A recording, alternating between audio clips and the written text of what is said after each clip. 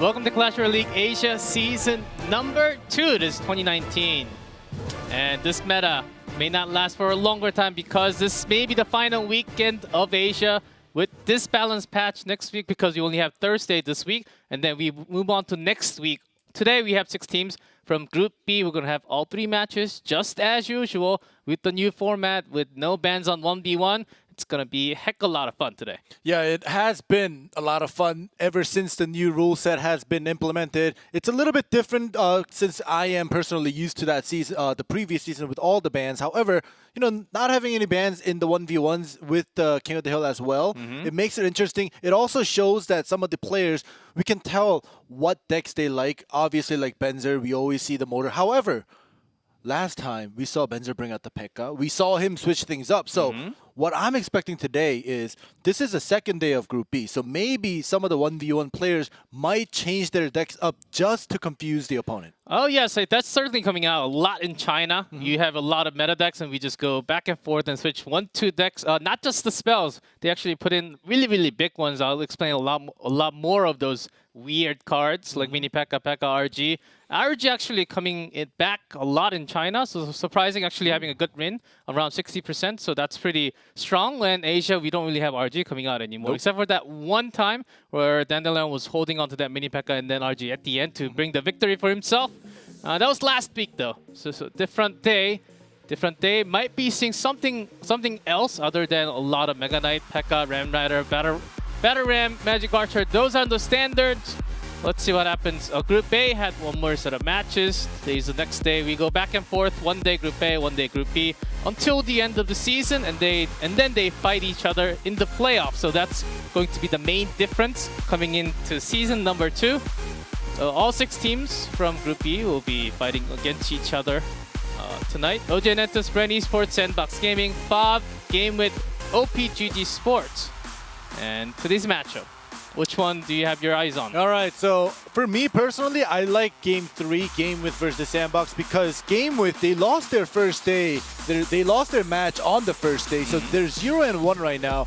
And Sandbox, in Season 1, they were one of the weakest teams, and now they are 1-0, and their Ice Law on their team is just dominating as a Terminator. I want to see how he does and the rest of Sandbox against Game With. How about you? I think their key is having a 2v2. If they secure the 2v2, then they have a lot more chance of taking the match. Of course, if KK comes out from Game With, I don't know. KK is really strong too, so Ice Law might not be enough. Maybe is more than enough. Well, he'll certainly prove himself. But before that, I want to see Fab Gaming and OPGG. Expo Master's got to come up. Okay. And he has been doing some funky stuff still. I don't think he's back to his old form.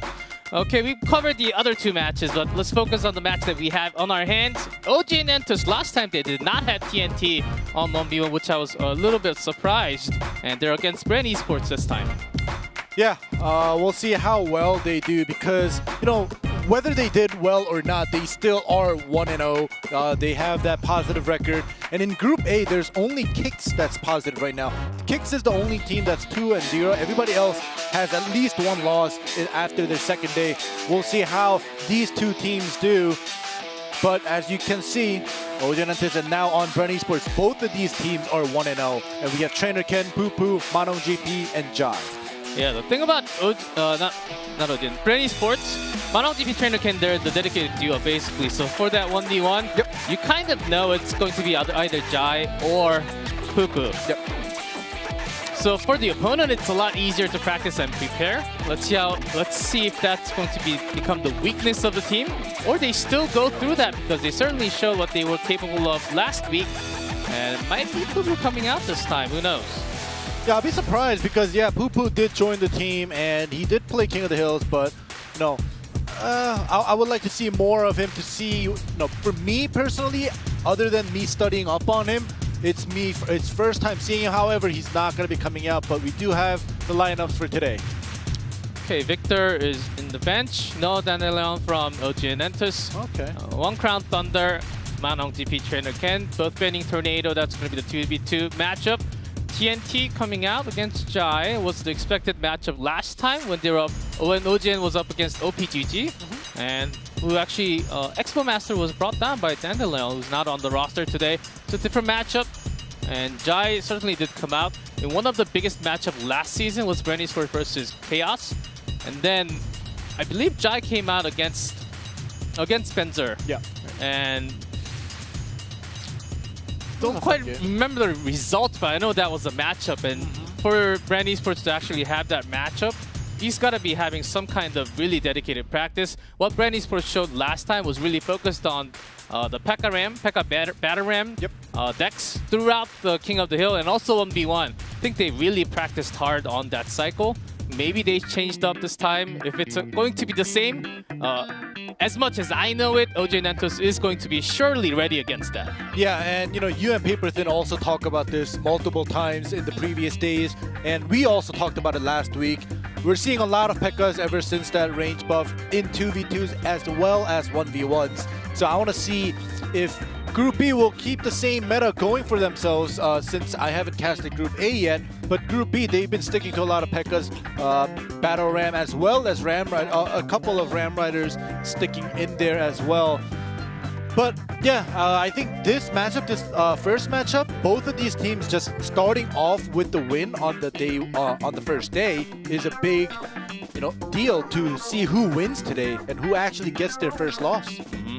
For the first few weeks, if we move on to another region, which is China until the West starts. I think West starts in the middle of September. That was announced, and China was the one actually using a lot of Graveyard on their Graveyard Freeze, and Asia started using a lot of it from the beginning week. Now China moved out from the Graveyard, moving really into the Lava Clone, Lava Miner. Is this going to be a continuing trend where we follow China's a week after or the same weekend? Or is it going to be something different coming out from these four? And I think that's the key of what we were supposed to see today in 2v2. Yeah, we'll see if any things have changed. Let's get it going. Thunder 1 Crown from Moji Nantos, Manong GP, Trainer Ken from Granny Sports, 2v2.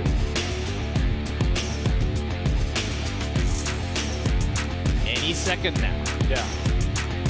Loading camera in the air. When this happens, they should put a caption saying loading, ... No, they should have the Clash Royale tip. Using Elixir efficiently is the best way of playing the game. We've never heard this music go this long on live broadcast. What's your... do you ever read the tips when the... Oh, when yeah. What's your best... What's a tip that you remember? Is there a specific one? Well, there's so many. Like, I usually just read it and forget about it, but because I don't really follow it, but... It's because the queue time's so short, I don't even get to read the entire thing. Yeah. But the few things I remember... a lot about no one knows what's behind the P.E.K.K.A.'s helmet. Yeah, that I remember. That's one. And there are a few others. No. There are a lot, I know. I know you and I both have read them all, and when we hear it, we'll know, but I just can't think about it. Because I know we're a lot more focused on right after the loading screen, we just tap in, just making sure that the opponent is not ready with like a sudden bandit or something. On the bridge. That's what I do on the.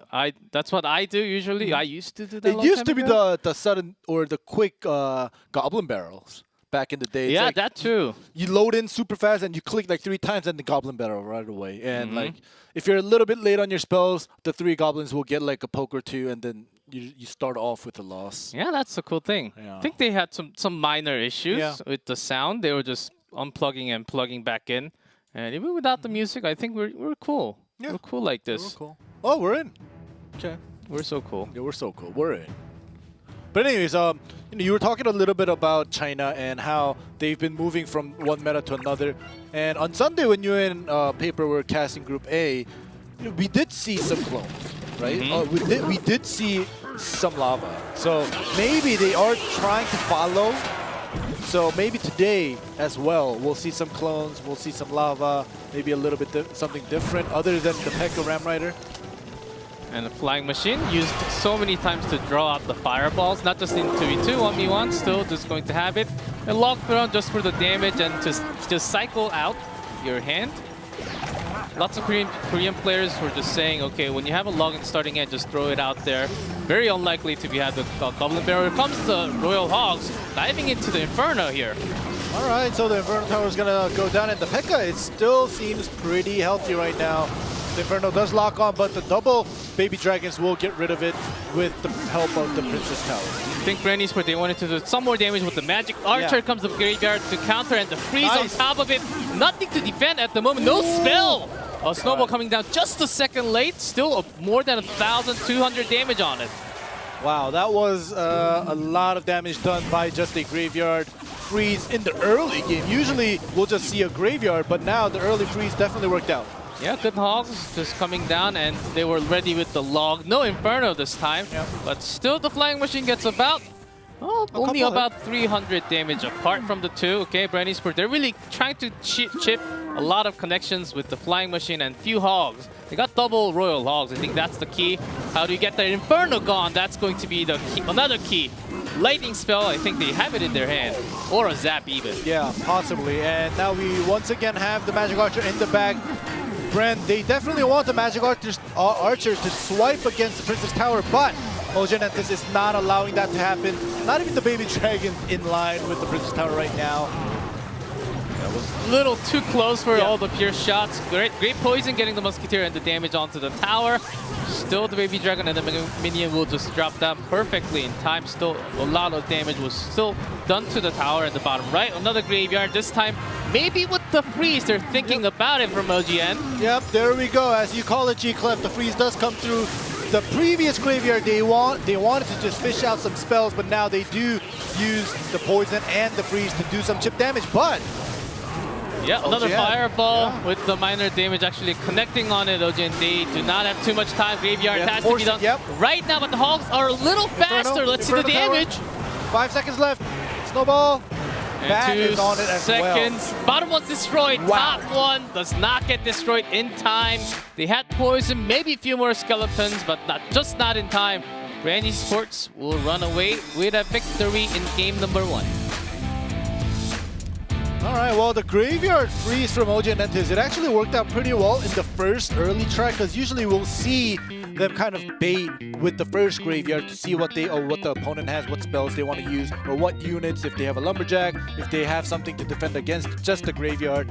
But they just used the freeze right away, and they kind of surprised that this is it right now on the replay, and it actually got a lot of damage done. However, Brent Esports, after just seeing that Graveyard freeze, they knew what they needed to do, even though they did struggle in the mid-game with that late snowball. But still, I think it was Brent Esports who figured out what OGN had to do. Well, that was actually Snowball pushing out the Flying Machine, so it actually connected to the tower instead of the Baby Dragon. Okay, some things like that you do have to think about. OGN, they knew that over time they had enough because they had poisons.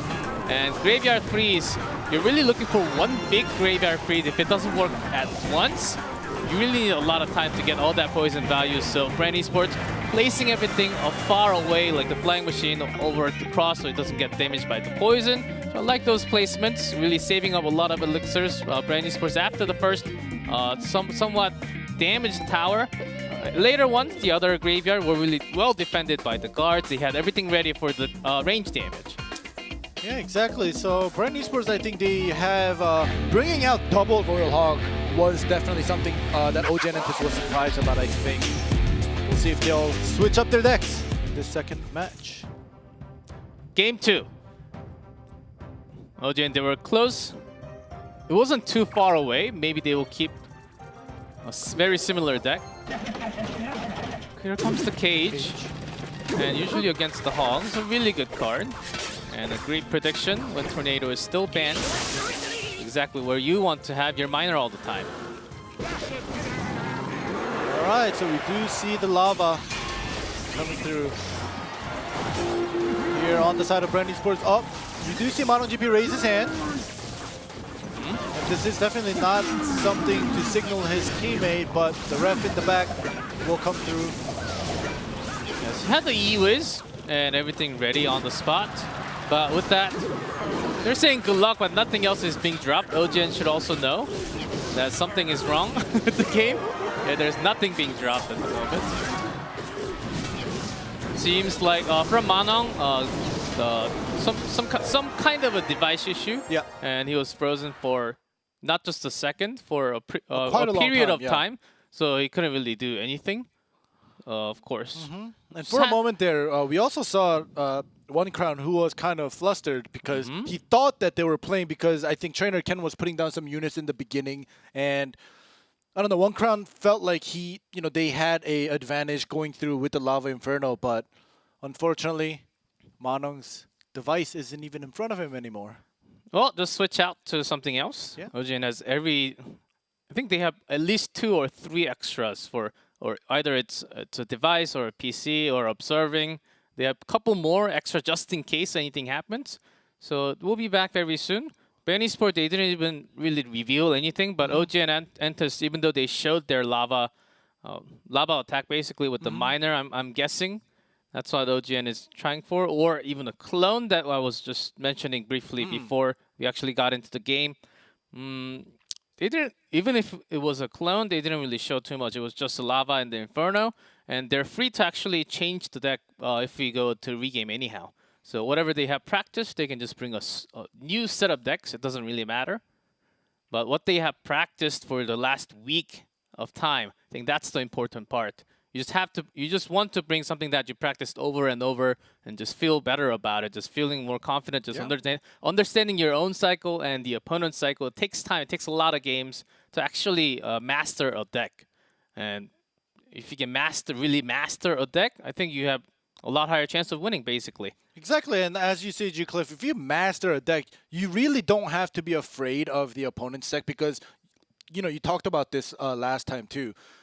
When you master something or when you play a certain deck so much that you go up against so many different kinds of decks, even though it's like a counter deck, you still have a way to get through it if the opponent makes a small mistake. So, like you said, if OGN, if they have practiced other decks or if they have practiced enough with the deck that they just revealed, I don't think they should be worried. I don't think they should be flustered or angry that there's a regame, and just let the skills speak for themselves. A few other decks that has been just rising up in 2v2 just a little more. The Hog, we had 2 matches from, I believe, once from OGN, once from OGN, and once from one more team. I don't remember exactly, but we had two teams using that Hog Rider freeze, not just the Royal Hog. Yeah. Basically, double Hog and one double freeze, one single freeze. So that was really both having a win, I believe, is what had in 2v2. Maybe one more time for Hog. OGN still got a lot of decks in their pocket. I'm pretty sure. Trainer Ken off the device at the moment. I believe with the music, we're ready to go into 2v2. Let's just wait just a few more seconds till we actually go in. It's about time right now. Okay, I got it. Yep, perfect timing. We'll see what OGN has done because, like you said, Brent, they didn't really reveal anything, but OGN, they did reveal one of the critical cards, Lava and the Inferno. Yeah, Brent also showed their miner to begin with, so it's okay. So got all the bats removed with the snowball. Let's just continue with the guards. Yeah, shields off with the poison, and they would just go down with the flying machine plus the princess.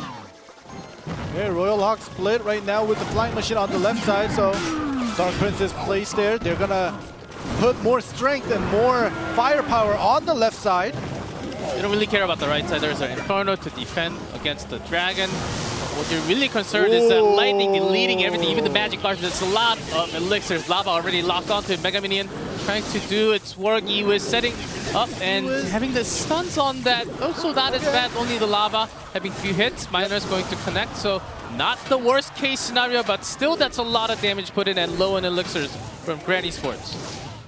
Yep, and the Baby Dragon is very healthy, and the Miner tanking the Princess Tower for a very long time. The tower is gonna go down. Yeah, Trainer Cannon about 5 to 6. I believe he just gave up on the tower. Let's just focus on the another side of attack because we did more damage onto the right side. Still has about a minute and 30 left, so Granny Sports still not down completely, but certainly OGN is taking the lead in this game.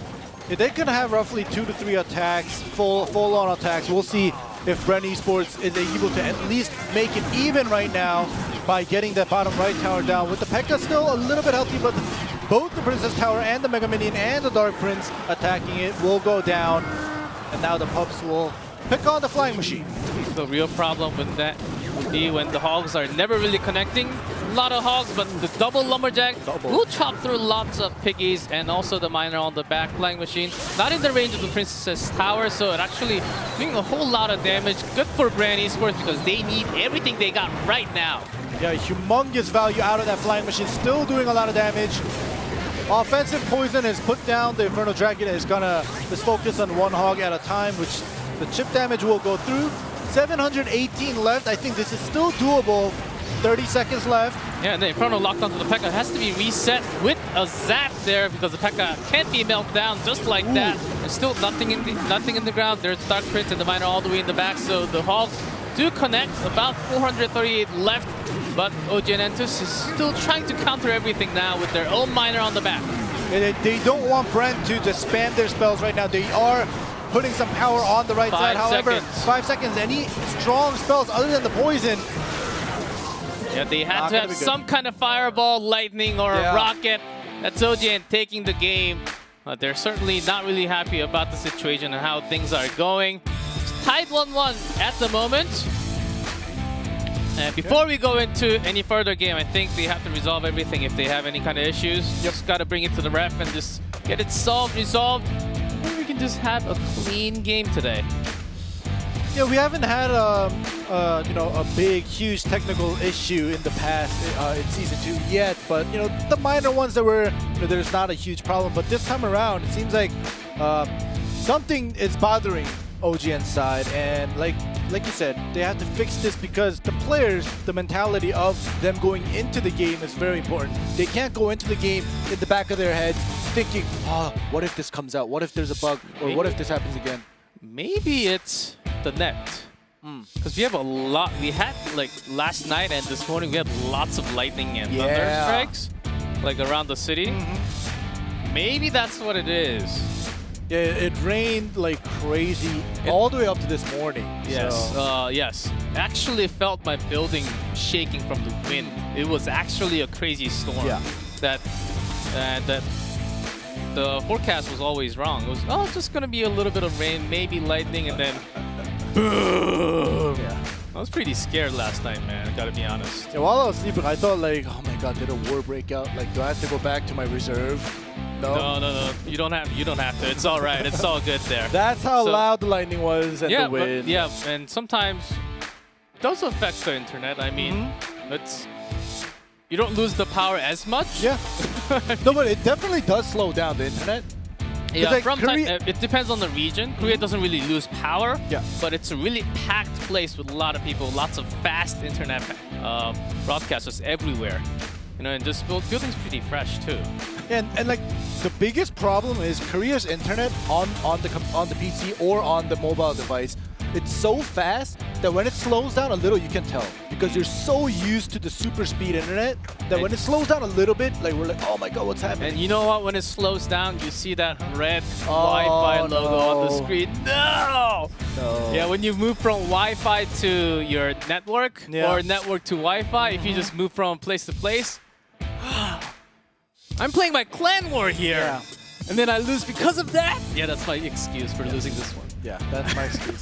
That or I got a phone call, but no, I actually put it for my clan war. I actually put it in airplane mode. Oh, really? So I do not get a phone call because I had that a long time ago. Yeah, I've had that a couple times. I never thought of that. I should have done that.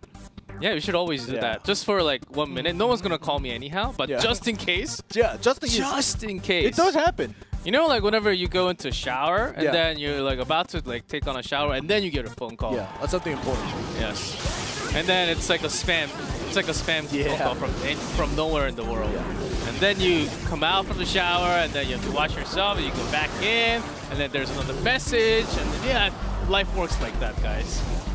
Yeah, it's unfair. And this is the highlight of Game 2 where OGN Entus takes it and makes it even 1-1. Even, and also if you can also tell that OGN called for a timeout, I think they're literally maximizing the time because at the end of Game 2, the rest were behind them trying to fix the rest of the problem, or if they had any complaints or anything that they wanted to fix before getting into Game 3, they used up that time without a timer, and then they just called a timeout, so the timer reset. So they're basically maximizing the value of the time to kind of think over things and even bringing up their coach to talk things over. Should be. It was same amount of time given for Brand Esports, so no unfairness of course on stage. It's all fair, square, by the rule book, by the referee on the call. They know everything, so should be ready. Brand Esports, even after losing the first tower really bad onto the top left in the game number 2, they were almost coming back, less than 200 HP at the end. And compared to that OGN when they were having their own push with the lava on the top right, of course, with the King Tower activated, it's much weaker because the pups die a lot easier. But still, they were not really putting out any output. So Brand Esports really showed that some promising moments, even at the end of game 2, really knowing, okay, we just have to give up on this one. Let's work on something else. Yeah, Trainer Ken really showed that at the moment where the left tower was going down. Exactly. Brand Esports, they definitely had the right idea. Unfortunately, we talked about how they didn't have something strong of a spell to finish that bottom right Princess Tower to even it out. If they just had one decent damaging spell, I think it could have gone either way in game 2. Possibly even Brand Esports taking a 2-0. Shall see. Final one to decide the winner. The winner takes a set of 2v2. Ogenentus at the bottom in blue, and Esports on top in red. No tornado makes it so much easier to bring out your favorite, the miner, all the time. The reason why you can't really put the miner all the way in the back too much, Snowball's going to activate the King Tower. That's the only way, basically.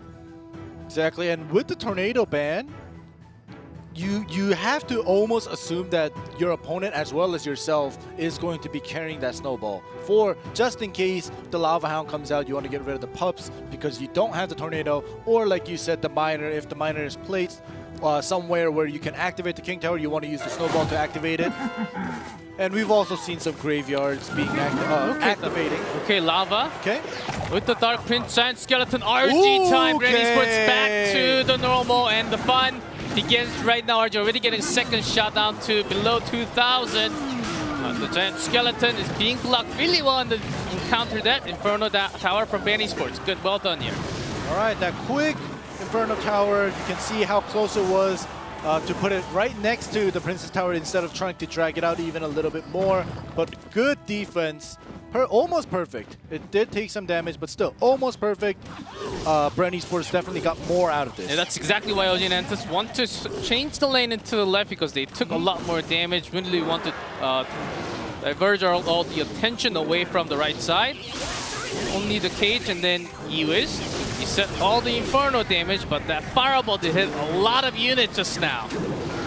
That's gonna hurt a lot. Brand Esports, once again, the Lava locks on and the Inferno Tower locks on. I mean, not Inferno Tower, Inferno Dragon locked on. However, the Mega Minion does get rid of it right away. So they still do take a lot of damage, but it could have been almost tower down because Lava Hound was tanking the Princess Tower so well. Yeah, good snowball there. Lumberjack was about to connect to the tower. Direct shot was almost full HP. Was pushed away so it met the other Lumberjack.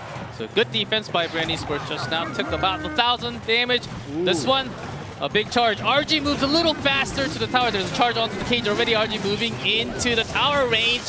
Lock zone right now. The Lumberjack is there with the Mega Minion trying to get rid of the RG. However, the Giant Skeleton is moving in rage. Yeah. And now it's in rage. So now, Brent, they don't have to worry about that bottom right side. Yeah, tower down, Brand Esports. They got everything for themselves, and they were ready with just a single Inferno Tower against the Lava and the Baby Dragon. Ogenentus, they were pretty dumbfounded when they had everything on the left, and right after that, onto the right side, it was pretty hard to defend when they actually put down all the elixir on just one side. I think Brand Esports, they were exactly just waiting for that to come down, because once the Lava is used, 7 elixir down, when you have the RG, it just goes a lot faster, a lot closer directly to the tower. All right, so maybe there might be a possible technical issue, but either way, just to talk about, to add on to what you said, the moment where the Giant Skeleton was in front and then the Royal Giant behind, if you remember, Brand Esports, they sent a Dark Prince on the left side, and that actually got rid of the cage super fast. So the Royal Giant on the right side that Brand Esports sent locked onto the Princess Tower even faster, even earlier. So I think it was able to do a lot more damage, but I don't know if that game will count or not. Looking at the atmosphere. Yeah, Thunder certainly had it. I think this one really calls from the ref, and from looking down at the situation, it's going to be hard. Let's just wait for the call from the ref and see what happens, because it worked until the last 30 seconds. Yeah. Last 25 seconds. It was about half and half, about on the top left, about 1400 left, and then bottom right, about 13 or 1400 left. But after the moment of RG, was it before the moment of RG's Giant Skeleton coming down, or was it after the moment? I think that's going to be the call coming down for the referee, because if it was after, I think the game was basically over with that sudden RG onto the right from Brand Esports. I think a call has to be made in this kind of case. Yeah, if the problem happened before or after, because I was so focused on the game, and then right after that Princess Tower happened, I saw the players and all the rest on both sides. They were behind the players, and I was like, all right, so when did they come? Did they come before or after the RG? And I think right now the translator is working and talking with Brand Esports players to explain them about what's happening here. And we would like to also know what is happening. As soon as we get the updates, we are being told by the production all the time, so we will let you guys know live time. It's happening live in Seoul. If we just take off our headset and cross the stage and go through the hallway and then jump into the stage, I'll be on the camera, guys. Takes less than let's see, like 15 seconds. Just have to go through 2 doors. Yeah. And I might have to break 1 door. Might be stopped before jumping on the stage though, and kicked out of the stadium. You said 2 doors, but there's 1 door that's already open, so you just have to get through 1 door. No, I might be kicked out before I jump in. They know what I'm trying to do. On the last day, I think you, all the casters, the global casters, we should rock, paper, scissors. Loser goes run into the camera. No. And they get fired. Yes. To rock, paper, scissors to decide that's not too fun. Yeah. That's not much fun. Well, let's see. From what we're seeing on camera, regame. Yeah. Seems like the call that's been given, not yet. We did not get any update from the production. Still ongoing here right now, just waiting on stage. But from if it was over, if they had the result, they wouldn't be standing there. That's what I'm guessing. Yeah, exactly what I was thinking. You know, they are still on stage. They are putting back their headsets, as you see. And even though OGN seems like they have been unhappy ever since that bug, because it's not their fault, to be honest, right? They've prepared, they've practiced, and then when they're playing the game, something goes wrong, and everything crumbles because they reveal their cards and they have to rethink about what's gonna happen. And there we go. We do have the countdown, the 1-minute countdown for the players to prepare, because there has to be a regame for Game 3. Yeah, just in case if you want to switch your deck, you're free to do so. If you had more time, I was going to talk about what's happening in China, especially because I really broke that down a couple nuts before. But right now, we're just getting ready. It was mostly focused on 1v1 anyhow. So 2v2, less graveyard, see a lot more lava clone, and just certainly a great pack of P.E.K.K.A. Mega Knight Ram, which we have not seen today. Just a few P.E.K.K.A.s. Yeah. But other than that, put in a lot of Dark Goblins. I think Dark Goblins are actually the key to 2v2 in lots of those meta. Just in case there's a graveyard, or as long as you keep on surviving, just like a flying machine in the middle of the river there. Without crossing. If you just have your unit surviving, just doing a lot of range damage, single damage for a long time, you get the value. And sometimes you're really concerned about everything else. You don't have an extra spell to actually bring it down. Those are actually becoming the key a lot of the times from China. And of course for 2v2, I'm talking about it's pretty usual stuff, but it's what I see. From lack of spell, they're getting out all the spell used by all the log, all the zap, all the snowballs, even arrows being shown in that 2v2 from a couple times.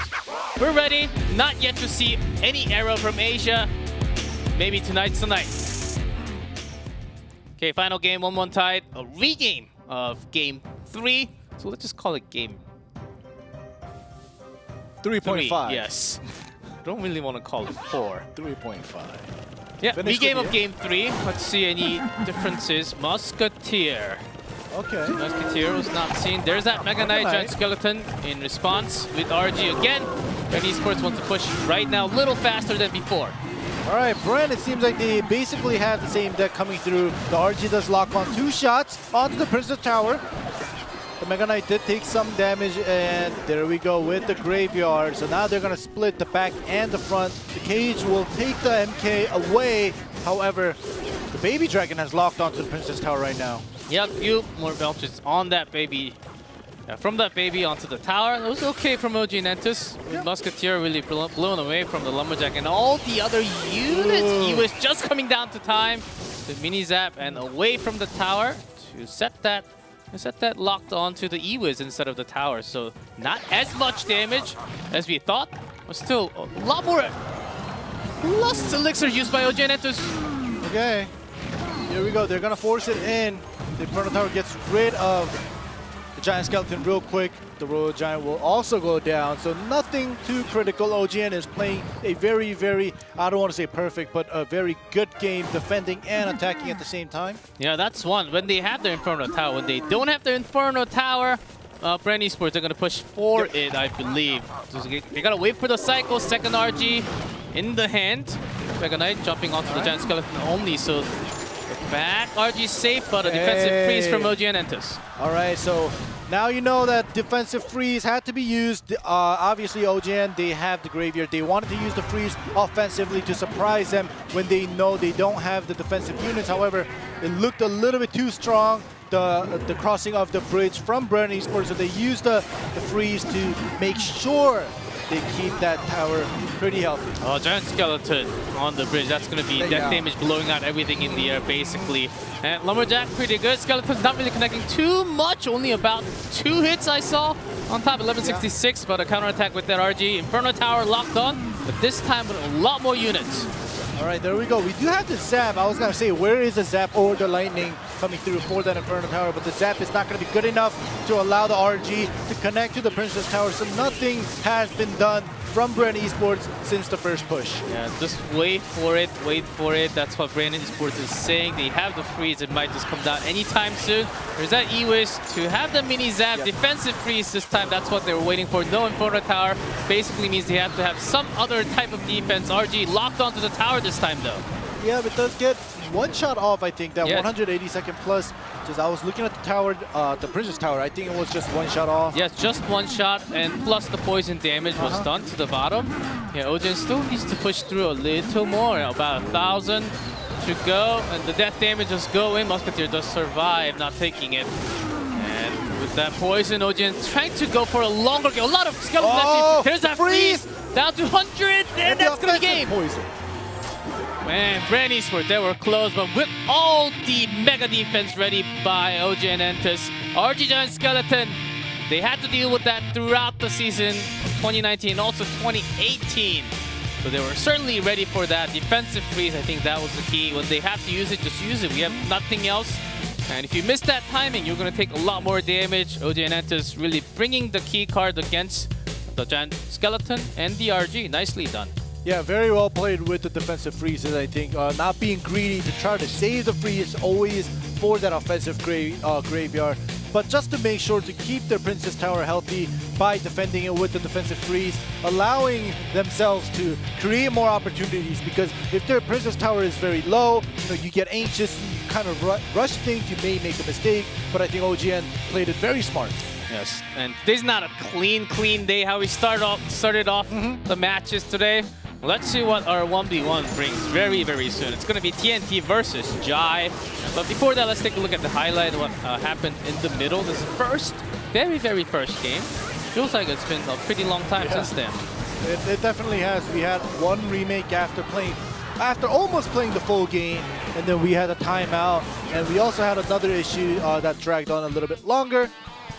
But that game 1, Brand Esports took it very cleanly. In game 2, I think it was pretty close, but OGN, they kind of adapted. They knew what they wanted to do, and they were able to just take that win. And the third game, getting into that third game, I think it was a tiring day for both of them. Yeah, only the beginning, so it's all right. I mean, they practice for hours and hours, all day, all night, basically. Yeah, that's what I see from the screenshots of the player on Twitter all the time. Well, Brand Esports, they were close. They really had the moment, but really keeping with that RG, I think that was the key. And OG and Entus just making a big hole in that middle of the deck. RG not really getting too many shots fired, and Giant Skeleton being used so many times to defend against the Mega Knight, which doesn't even take the Mega Knight down. Yeah, Mega Knight very tanky, and now like you see the pushes that OGN is doing. They do always send the Mega Knight and the Baby Dragon in the front, crossing the bridge, and then they have the graveyard. So they're basically splitting. It's something that we always usually see, and it just has worked out very well for OGN by using their freezes smartly on defensive and one last time at the offense in the last attack. Okay, moving on to 1v1. TNT is up for the first time of the season. What they showed last time, lots of quick cycles. You know, not really bringing like the heavy ones like the Golem or the Double Prince. Liking lots of Hogs, lots of Mortar. Really the guy with the cycle. Maybe even having one of the Expo, I think, is one of the key. As Expo decks are having a crazy record right now. Yeah. Against all those P.E.K.K.A, Ramradder, Batter Ram. So you just got to change up a few cards. I don't think you can stay traditional against this guy. All right, so you see the caption, Jai played fantastic 2v2. How about in 1v1? Because in the first day, the first game, the first week of Clash Royale League Season 2 of Asia, he played 2v2, and now he's coming back to the 1v1s. We'll see. Because last time when he was on 2v2, we were thinking, why? We thought Jai was going to be on the 1v1s, right? So finally he's back in his spot. We'll see how well he'll do against such a strong opponent like TNT. Yeah, very likely. And usually when that's the case, gotta bring something unusual. Oh, yeah. I mean, you can mix up a lot of decks. Certainly a possibility. We see a lot of crazy ones. We'll see what happens when Jai has to face against TNT. I think the game's about the cycles. 1v1, set number 2. Here we go.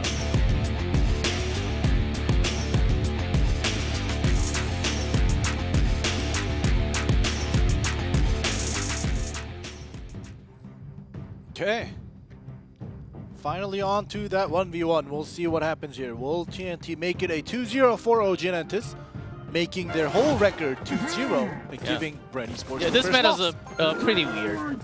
Wild, I would say. Some of the old strong ones from the last season, like the RG Furnace, even RG Cage, and like the Giant Goblin Giant Sparky, and even just the Giant Sparky. So lots of in-mix of what happened last season and something new. I think that's the key. Miner actually connecting a few shots because the Princess Tower was locked onto the Baby Dragon, but here comes the big push with the Giant from Jai. All right, the Lumberjack does get through. Giant is tanking everything else, but the guards and the Mega Minion will get rid of that Lumberjack. Giant will get a swing and 2. Oh, that rage is just... with that speed buff, connected one more shot. So Jai pretty good of an attack. So somewhat of a surprise attack on the TNT when the cage was actually ready. It does go down over time pretty quickly. All right, there we go. The lava was put down by TNT, and Jai replies right away with the bridge Dark Prince here and defensive miner. And usually I don't like watching defensive miners getting put down. However, in this situation, I think that was the cheapest way to defend against a Dark Prince coming through. Yeah, when you have a lava miner that you just have to, you're basically 2. Main ones are guards and miner and cage. If you're not ready with the cage, you just have to. And TNT likely just having a fireball and a zap. That's the most common 2 spells in this deck. Very likely to use it too, but I think he had a chance if he really wanted to. Yeah, and the Baby Dragon does connect. The Ewiz will be tanking the Princess Tower for a little while. So the Baby Dragon actually done quite a lot of damage to TNT's Princess Tower right now. Here we go. Yeah, another Giant and big push with the Dark Prince of the guards. Sort of useless right now. Yeah. Doing some damage, not much. Okay. So we do have the offensive poison down, and the cage goes down pretty fast as well. Yep, but Brawler's pretty hurt.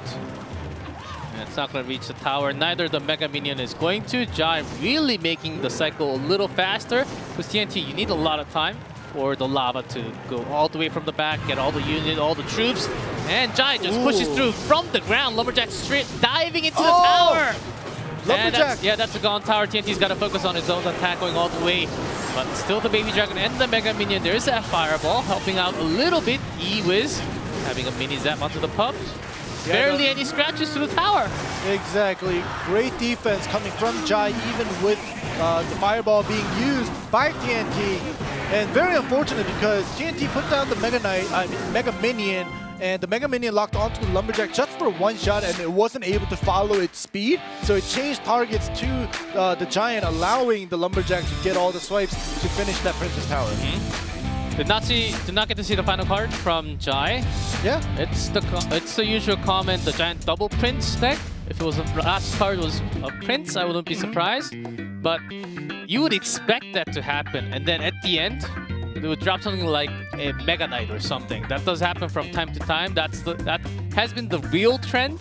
A lot of players, because we do not have a ban anymore, they go off the meta deck and bring some really weird card, which is not like a Magic Card or a Dark Goblin, like something heavy, like a Giant or like a Giant Goblin Giant, Mega Knight or a P.E.K.K.A, something really heavy, and you're not supposed to have that many winning conditions. So you would have like 3 win condition cards in your deck. But it gets a little heavy, but if you keep on not using the card, it's actually okay to cycle. Yeah, it's kind of like when you're having the hog cycle deck and you have the rocket, you just don't use the rocket all the way until the end.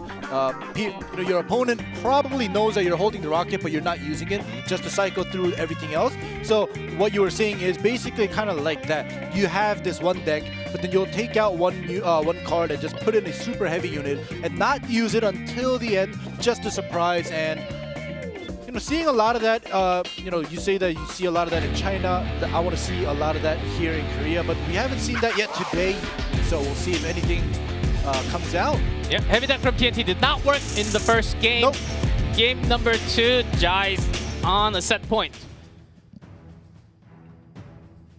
All right, will Jai be able to keep their team on float and make it tied and bring it to King of the Hill, or will TNT come back? The Giant Skeleton. Okay. I have a few other pair with the Giant Skeleton, a few with Royal Logs, a lot more common with the Graveyard.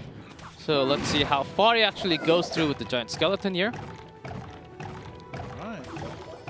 Get the cages put down. Giant Skeleton. It's not going to be doing too much. They're just, testing the waters to see what is happening. Brawler does go down by the death damage. But now, this time around, Jai brings the Lava Hound. There we go. Ooh. And a slow with the Ice Wizard. Yeah, even when all the pups are basically out there, can actually be okay. You've got the Ice Wizard to slow. And the Giant Skeleton to tank everything. So good way of basically baiting everything else. Yeah. And the funny thing is, Jai's Baby Dragon, it got confused. And it was going back and forth on top of the bridge. I don't know if you like that, but that balloon is coming and the Baby Dragon is pushing the balloon pretty quickly. And the Fireball is not going to... Oh, okay. Just in... Oh, that's just in time! Happened. Because the Fireball... Yeah. Because the Fireball did not push the balloon outside, it actually got it to the diagonals towards... It pushed it towards... towards the red side just a little bit. It's sometimes really hard. That and the Baby both. Dragon was pushing it pretty quickly as well. And that was as close as it gets with the E-Wiz. Yeah, Jai not really too happy about that connection, but still not bad. You weren't really expecting a sudden balloon to come out, but after that Miner, I was also thinking, what kind of deck is this? But we're having a Giant Skeleton certainly tricked Jai's mind here. Yep, and TNT definitely is not going to be unhappy about the trade. However, I think it could have done a lot more with the surprise balloon. But now that Jai knows, we'll see how he'll react. He's just going to go with Lava, and the Miner will connect a couple of chip damage.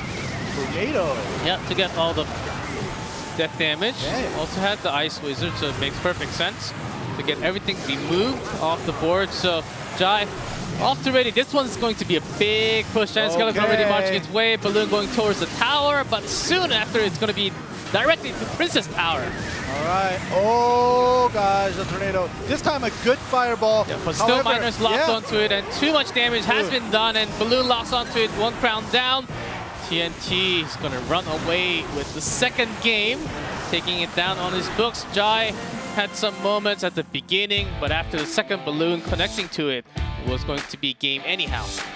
Yeah, the unfortunate thing about Jai is when that second balloon was going through, the right side Princess Tower was attacking the balloon. However, the left side Princess Tower was locked onto the miner already. So when the balloon got away from the right side a little bit, the balloon wasn't taking any damage. And Jai threw that fireball to buy it some time and push it back, but still nothing was locked onto the balloon, allowing it to finish that Princess Tower. Well, it's a tough game. Giant Skeleton Miner, seen that with the balloon. Not as common. That's some really good mix in between here. What about the Ice Wizard? Yeah, so basically, I was thinking, I can't calculate exactly, but when the balloon got pushed, right, and the E-Wiz was put down, it zapped it once, and it could have zapped it the second time, not allowing it to drop the bomb, but the Ice Wizard hit the E-Wiz, and the E-Wiz was zapping slow, buying the balloon that time to drop it, to drop that bomb once, and I think that was huge. Yeah, exactly, and now you should all connect. That's how you have Tornado. And the hard thing about the Tornado is you really have to know when to use the Tornado, how to use the Tornado. Yeah. If you don't, you just simply, you're going to be having a lot of tough time. That's why I don't use it. I think with the Giant Skeleton, it makes it a lot easier for the new learners to actually learn the Tornado decks. It's one of the harder spells, I would say, especially when it comes to like you want to drag the units so it goes to the other lane instead of the lane that the opponent wants. Yeah, those are the tougher ones. When can you do it? Can you actually predict all that happening? Yeah, with the Giant Skeleton, you just need to connect with the death damage. As long as you do that most of the time, you're actually okay. Of course, TNT had a better use than just that. A timeout called from Brand Esports because if they lose here, that's match for Roji and Entus. They took that 2v2. TNT had a good comeback in game number 2. Yeah, certainly it's a little bit better of a traditional mix of the new. Is coming out, really coming out from Asia with TNT right now. Jai, let's see what his choice is going to be. Yeah, it's going to be a very important match here because even in set 1 of that 2v2, they took the first game, and then second game and third game they lost. It's almost like a deja vu in set 2. Jai takes the first game, and now TNT wins the second. We'll see if Jai is able to break the pattern and take that win. Okay, match point for Roji and Entus. TNT wins. Their team wins. Brand Esports, they gotta go to King of the Hill. Jai ready with the final game. Game number 3 of set 2. Potentially a final game. Yeah. We'll see, because I remember TNT is just, when you see TNT come out for 1v1, we know that most likely he has something up his sleeve. He's gonna be and show us some exciting games. Bar Barrel? Is this RG? No, just kidding. Yeah, it does come out from time to time. Bar Barrel is not the most common card anymore. So you can certainly sort of predict what's going to happen, but Jai is not really bringing anything common tonight either. So we'll see just a little bit more. RG. Yes. I think right after you see the Bar Barrel, you called RG, and the Furnace comes out, the E-Wiz comes out. Wow. And then he might just trick all of us, including himself, maybe. Yeah. TNT, I thought I brought the TNT RG. pretty ready with what the deck choice is going to be. Same deck from last game. Baby Dragon's going to connect a few more shots. TNT's willing to sacrifice that HP for his own real attack with the Brawler this time. All right, here we go. The Brawler, it seems like, unfortunately, not going to be doing too much meeting up with the Lumberjack with the Fire Spirits in the front. Giant Skeleton. Yeah, Miner going all the way, making sure you chip in some damage. Oh, he is. Okay, Jai, smart choice, wants to block every single potential damage because he has to set up his own attack, and this Furnace is about to go down anyhow. All right, so the first Furnace, it was kind of Jai wanted to see how TNT would react. If Jai really did bring the RG, he didn't want to put it down right away just because it was so obvious with the Bar Barrel, with the E-Wiz, and the Furnace. So yeah, we'll see right now. Both of them, they basically did a very similar amount of damage to the right side Princess Tower. Oh, and the Princess Tower actually locked onto the Baby Dragon instead of the Mega Minion. So this Giant Skeleton taking a lot more damage because the Mega Minions keep on doing attack. Yeah, Furnace is going to drag the balloon in, so not really worried from Jai's side. Gonna get rid of that Furnace pretty early though, so usually you know, when you're going to RG deck, you want the furnace behind you to allow the fire spirits to pop out. And there we go. We do have the RG. Yeah, that's totally okay against the balloon. You can just keep that furnace away. You're getting a better elixir trade every single time anyhow, so it's okay. Yeah, Miner going to do some damage, but lets an opportunity for Jai to keep on his attack, and a surprise attack onto the left with the Lumberjack. Goes straight in, but the Tornado was ready 100%, activating the King Tower. RG only gets one shot. And the thing is, yeah, the King Tower is activated, and whenever that happens, as someone who's going against someone with the King Tower activated, it feels bad, but the RG still, you know, it doesn't get affected by the King Tower being activated. So we'll see if Jai is still able to do this. Yeah, not too much, not as much. But Jai has to push through a lot harder. Both towers, the lowest 1966, 1881. We're in the overtime, sudden death. But one single mistake usually costs a lot more than 1,000 damage onto the Princess Tower. So TNT, he's having some really catchy moments with the Tornado. Jai's got to be careful for that. It's a lot easier to read the RG timing when it's going to be. TNT just has to go through not just the balloon, giant skeleton, any of those two along with the Tornado. All right, there we go. The Baby Dragon with the Miner. The Princess Tower locked onto the Miner, so even the E-Wiz is not going to be good enough to stop the balloon. I don't know. It won't get a drop. Just got enough damage from the Princess Tower and the Baby Dragon, but still got the death damage onto it. So left side seems like a promising lane for TNT and the RG. Yeah, Jai also switching lanes. Smart choice. Locking onto the Goblin Cage this time. Soon after, it's going to connect to the tower. So even with that rage, it's not going to be enough for a perfect defense, though. Oh, yeah, the Tornado was used to drag it back a little bit. But like you said, the rage is going to allow the Baby Dragon and the RG to come back right across the bridge super quick. And does land a couple cannon shots. And now TNT is in trouble. There's a minute and 40 seconds left. The lowest tower is owned by TNT right now, so he wants to change that up, but the Giant Skeleton is being put down. The RG's get it pushing through. Yeah. The E-Wiz. Yep, super ready. Jai either had the Fireball or Lightning, so he was really ready for the final damage, chipping in a little bit more to the tower, and one more shot from the RG. Is this going to be enough? Minute 20 left in the game. TNT only needs one big shot. Miner only scratches. Balloon never getting to the tower. What can he do at the moment? Yeah, right now, really, Jai has a perfect defense. The Giant Skeleton's never going to get through the death damage to the Princess Tower, so it has to be the Miner chip with the Balloon, but the Balloon's not connecting like you said. No real damage coming from TNT spells. So I don't know. I think Jai has this in the bag. Yeah, good pull with the Tornado, even having the cage right up front. He was ready, Furnace ready, Jai. It seems like TNT's Balloon's not getting anywhere far, even towards the Princess Tower for the death damage. Miner getting a few scratches, but Jai knows that, okay, he's got a zap. That's it. Yeah. For the tower damage spell. I got a Fireball ready. 33 seconds, down to 800 for TNT. Got to make a really big push, one big push, but no real damage connecting to the Princess Tower on top left. And the smart thing is, TNT, he definitely wants to use the Giant Skeleton's death damage to do the damage to the RG, but Jai is not allowing him to do that. Yeah, Jai is not going to let him do anything like that. There's a Furnace, but still the Balloon is pretty safe. A defensive Fireball, and that's going to basically lock it for Jai to keep everything in his pocket. GG. GG.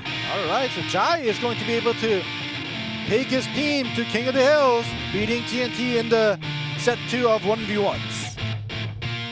Really cool. Yeah. To see RG coming back. This is a cool rate that you don't really expect the RG to come out anymore, because it's been gone for at least a good month and a half. Yeah. Even on the latter Grand Challenge, not as much for sure, because we were on to the P.E.K.K.A Expo and the Graveyard Days, basically.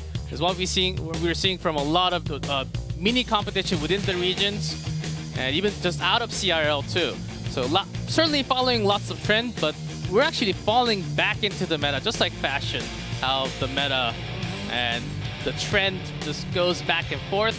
RG still pretty strong against certain decks. Exactly, and it's very unfortunate, especially against the Giant Skeleton deck, as long as you don't let the Giant Skeleton get to your Princess Tower.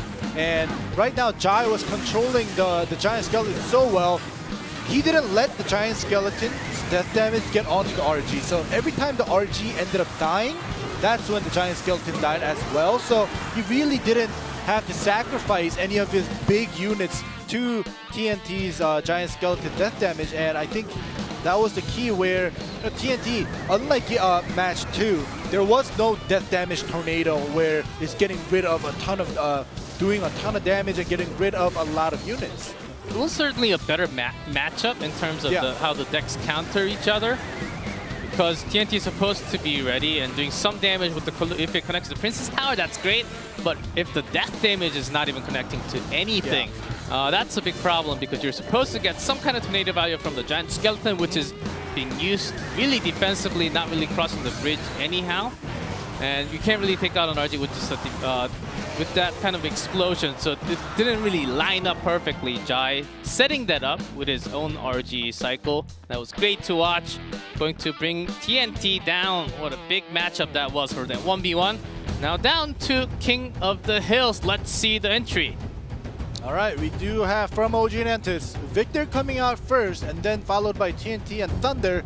On the side of Bren Esports, we have Manong GP, Trainer Ken, and then last but not least, Jai.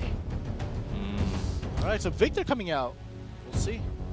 Yeah, for the first time this season, but he showed some really great 1v1s. Last season, I do remember a lot. We're just going back and forth. Let's see if Jai is going to bring that RG once again.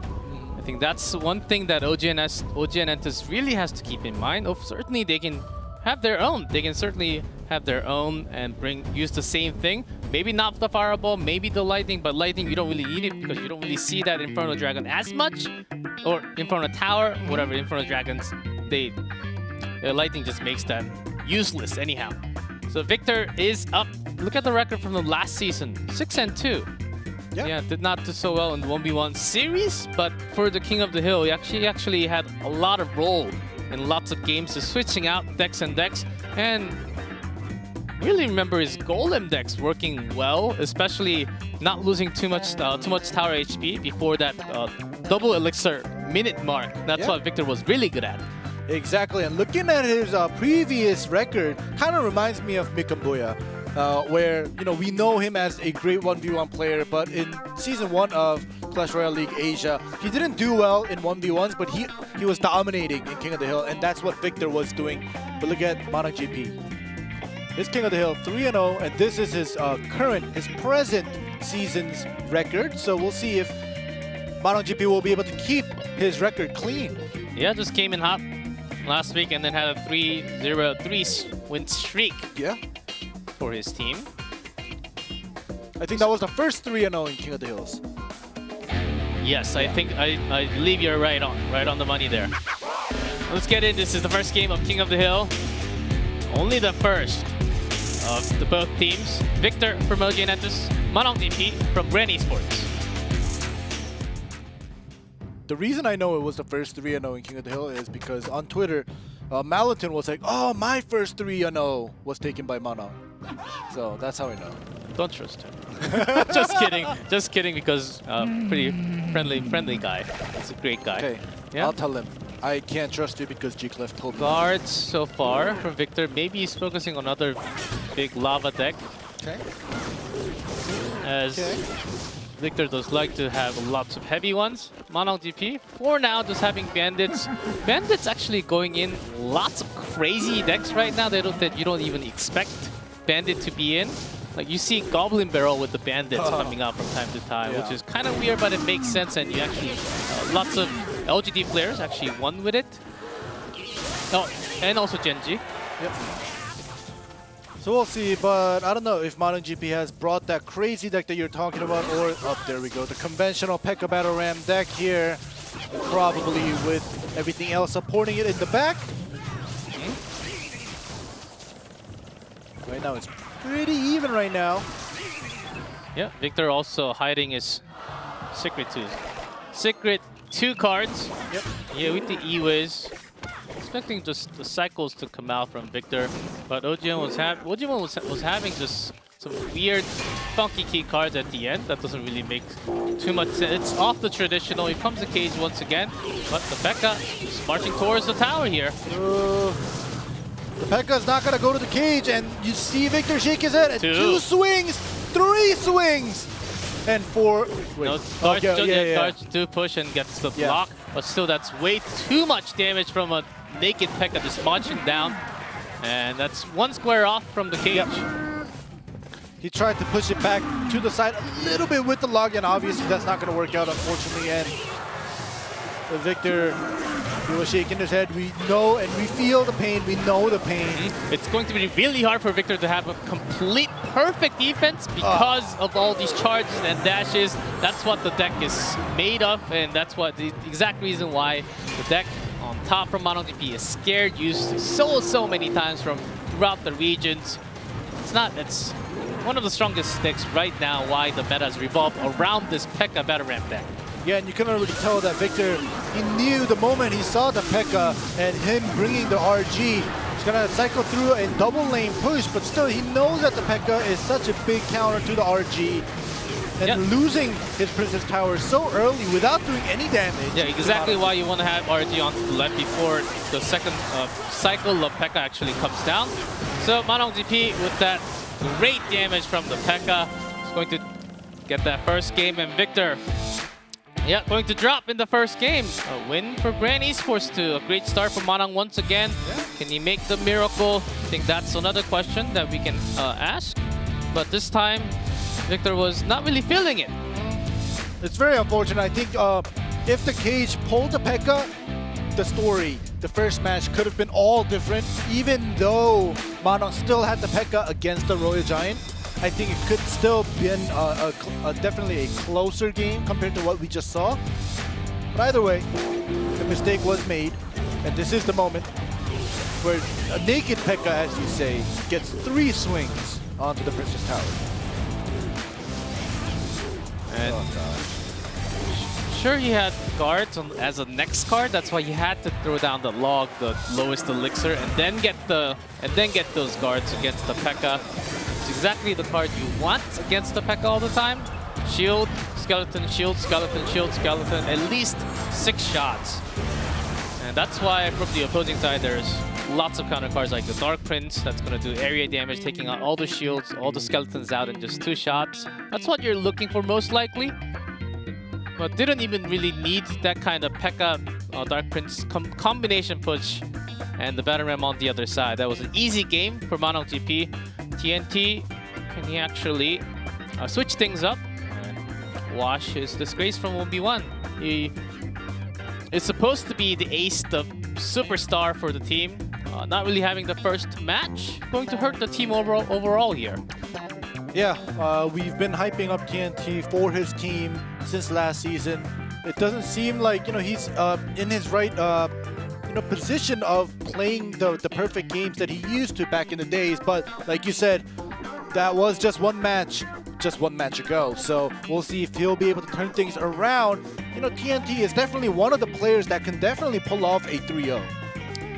Yes, when things are going perfectly right for him, I think as long as he's not really super countered by the deck choice from Mono, I think he will put out some really good performance. He was really stuck on his own in Game 3 against Jai. But changing your own cycle can be really tough. You can actually take more damage by doing it. So a risky move. This time TNT, let's see if he pulls out some amazing moves or not. Game number 2 of King of the Hill.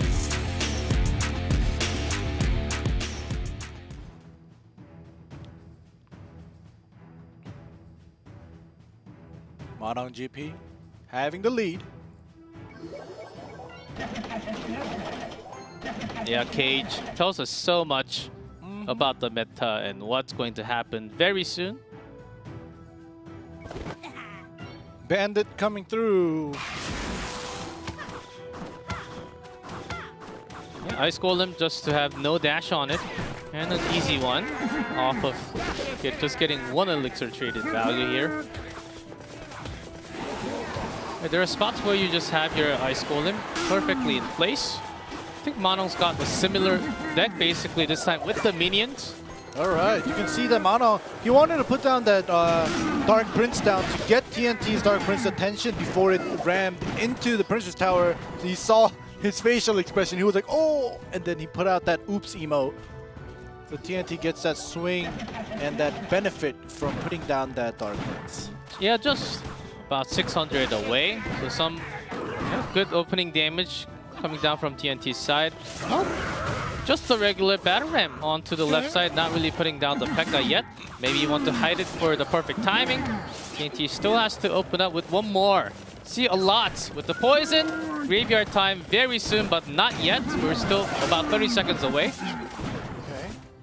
He wants to save it up. He wants to cycle through and defend with what he has right now without using his final card.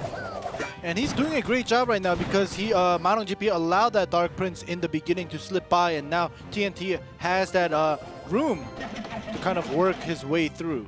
Yeah, against the Graveyard, yeah, Manong GP, as long as he keeps the Dark Prince and the Bandit okay, it's actually a decent defense, unless there's something like Freeze, which TNT certainly does not. Yep. Because we already see 7 cards. Onto the other side, Snowball's gonna push Bandit into the cage. It's gonna be destroyed before the charge though. Alright, the Bandit does dash into the Ice Golem. And the Poison will get max value out of it by dealing to the Brawler as well as the Musketeer. Here we go, the attack is coming. Brawler's so good. ASPD so fast. Yeah, attack speed is pretty fast. Another good push, but this time does not hit the minions in the air. One swing from the Barbarian, and Ice Golem death damage will actually connect, so not bad. But this time has to work one more because of the Bandit dash here. Alright, here we go. 10 more seconds until sudden death. Yeah, really waited for this time, but just a little too early. Didn't get the cage off. But regardless, TNT had to use one more for the Brawler, so I think that's totally fine. Yeah, I think that one just now with the Poison and Manong GP's cage, I think they put it down at the same time, and just Manong just luckily put it a little one square away from the Poison is what happened, it seems like. But right now, if you see the HP, it's pretty similar. Obviously, TNT did a little bit more damage and put down that cage just in case. Yeah, still down to 18. Yep. So needs a lot more time. Yeah, to put down the Graveyard. I think he's really trying to time it so he gets a lot more elixir value, so it's harder for Manong to actually defend. But the push continues, and there's a charge on the tower now. All right. So and the Musketeer just runs away. He is running. He's like, nope, going my way. But anyways, just as that... Oh, there's the Graveyard. There is the Graveyard. The minions will try to defend off. Some skeletons actually connecting. Yeah, it was pretty easy because the Poison was not in cycle perfectly, and the elixir was not used for Manong GP to just having a Bandit and the minions against the Graveyard. So that's a pretty effective way of defending against the Graveyard, I would say. Because minions are not supposed to be on there because of usual combo of Poison and the Graveyard together. Okay, there we go. And in the secondary with the Dark Prince and the Bandit, it's not perfect, but it's certainly doing the job. And after that, Manong can actually have a push onto the left side. Yeah, this is going to be huge. We have 3 units on the right side. We have the Battle Ram with the minions to support it on the left side. So now TNT has to do a split defense. Prince is locked onto the Barbarian, so the minions are actually connecting a few hundred damage. Activates the King Tower, but that doesn't really matter too much, because you're going to be worried about the charge and the dash damage directly to the Princess Tower anyhow. Yep, and even on the right side, even though TNT's right side tower has 1200 HP, the dash from the Bandit on the right side also connected. So now TNT is just getting pushed back to the corner. Yeah, but once one good Graveyard can do certainly more than 1081. Oh, yeah. TNT looking for that perfect chance to win them. And the Battle Ram to contest. Manong really wants to go for that speed trade. Cage to go against the Battle Ram. The Skeletons pretty well defended, only connecting a few down to 690, and the Musketeer. Oh, One, just off of 2. A third shot one. and a Poison from Oh my TNT goodness. is going to finish the game a little more. Put down by the Musketeer. Had all the units going back and forth. TNT is going to secure and bring it back for OGN this time. All right, it was super close. TNT had a slight lead in the early mid-game, and the Manong does come back with the split pushes with the Battle Ram and the Bandits. And at the end, like you said, that Graveyard is just... You never know what's going to happen when, when your opponent... Yeah, the final 2, at least 2 out of the final 3 spawn from the Graveyard was actually all the way towards the back. Yeah. So Dark Prince could not get there in time. for the Musketeer to take the shot instead of the Princess Tower. So slight little bit of RNG there, but I think even without that, unless the Skeleton really spawned all the way towards the blue side, I think it was going to be locked onto the tower because it's on the other side anyhow. So TNT really locking down all the potentials of what's going to happen before it even happens. Yeah. Because look at the position of this Musketeer here. It's been there for a long time. Let's see the final, yeah. Here we go. 1, Skeleton all the way on the 2, back. 3. Yeah, that at the end spawn was pretty good for TNT. The Musketeer was doing so much job taking down the opponent's side Musketeer, and it's not like Manong GP just went down without doing anything. He had the batter ram onto the left side, but TNT was just ready with the cage. That's exactly what he had to have. After that, brawler against the Barbarians, pretty good. Yeah, even Manong GP's battle ram, when it didn't connect to the Princess Tower, we saw that one moment where the 2 Barbarians got rid of the Dark Prince, and then one of the Barbarians actually got 2 swings onto that Princess Tower before it dying. So I think Manong GP definitely put up a fight, but like we saw just now, TNT's Graveyard and the way he defended and allowed the damage trade to go through, I think TNT deserves this win. We'll see if he'll be able to beat Trainer Ken to get his revenge match against Jai. Yeah, Brent certainly sticking to the P.E.K.K.A. Battle Ram again. Not just from Manong GP. Even on the last King of the Hill, before Manong GP came up and had 3-0. I believe it was also Trainer Ken for the first one to be up for the King of the Hill last time. Had the Battle Ram cycle just going through just a few different cards in the middle, like the minions or not, if the smaller ones or a different spell in a way. Let's see if the entire team is just focused on that. I think TNT has a lot less to worry about if it's going to be a same or similar cycle coming out from Brand Esports to all the players, or he can just entirely change his deck and make something else work. Game number 3, guys. Brand Esports versus OG and Entus. All right. Deal. TNT did not have such a great 1v1, or set 2 rather. But starting off with the win in King of the Hill is definitely gonna change the momentum. See. Yeah, see? Having a log, you can just throw it down, and easy one. Expo, never mind, from TNT.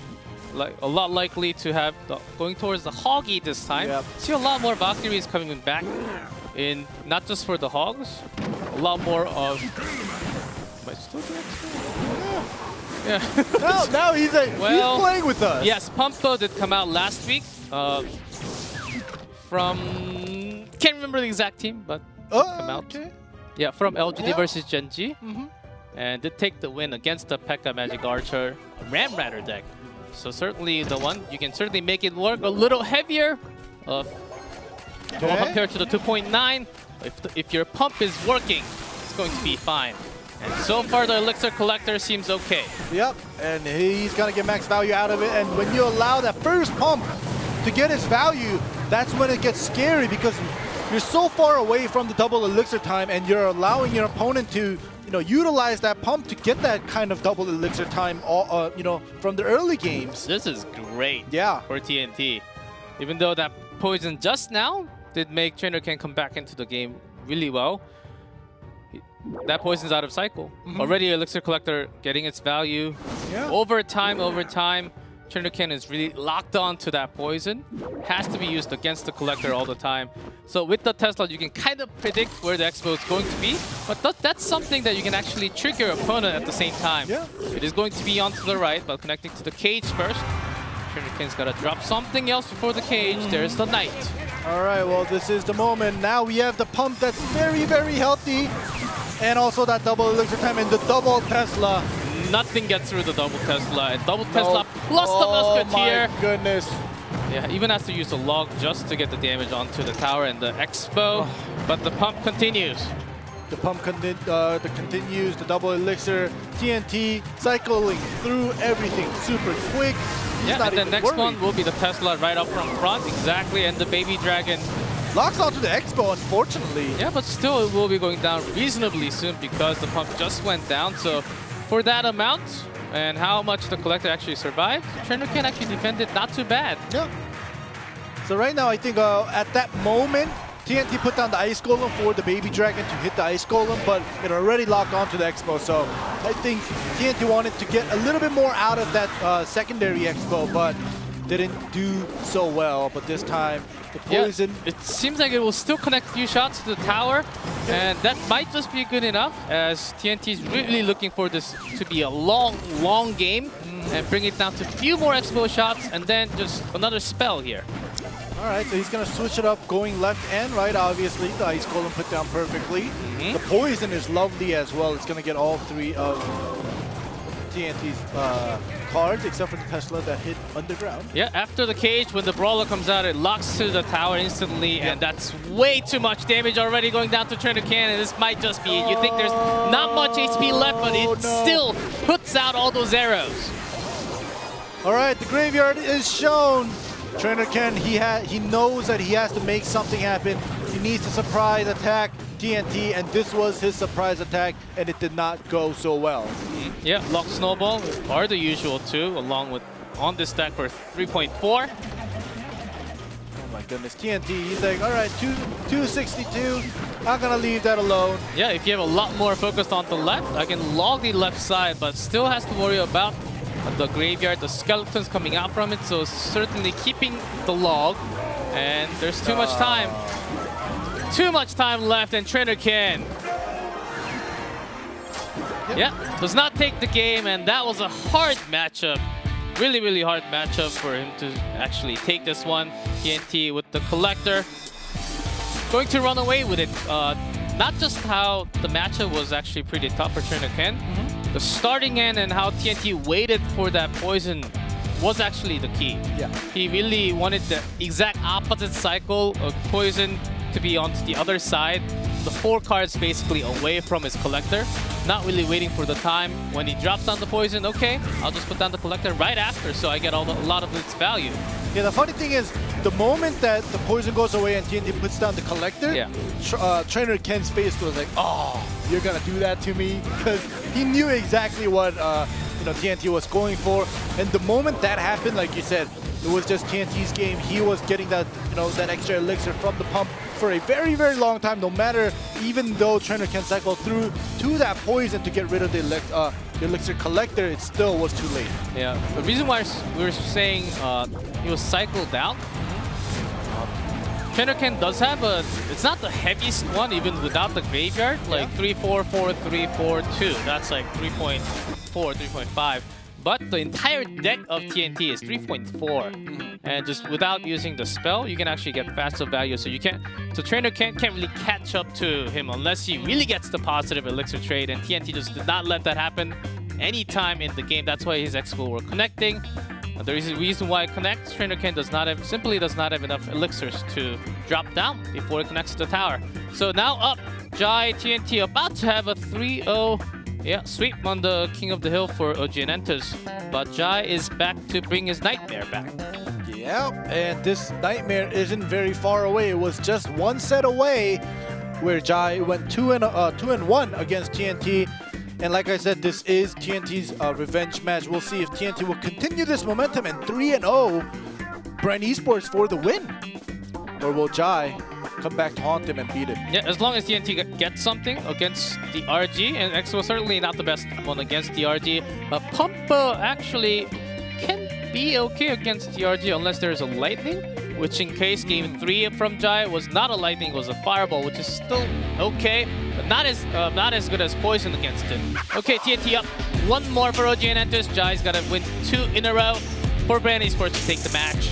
Let's see how this is going to unfold. Game number 4.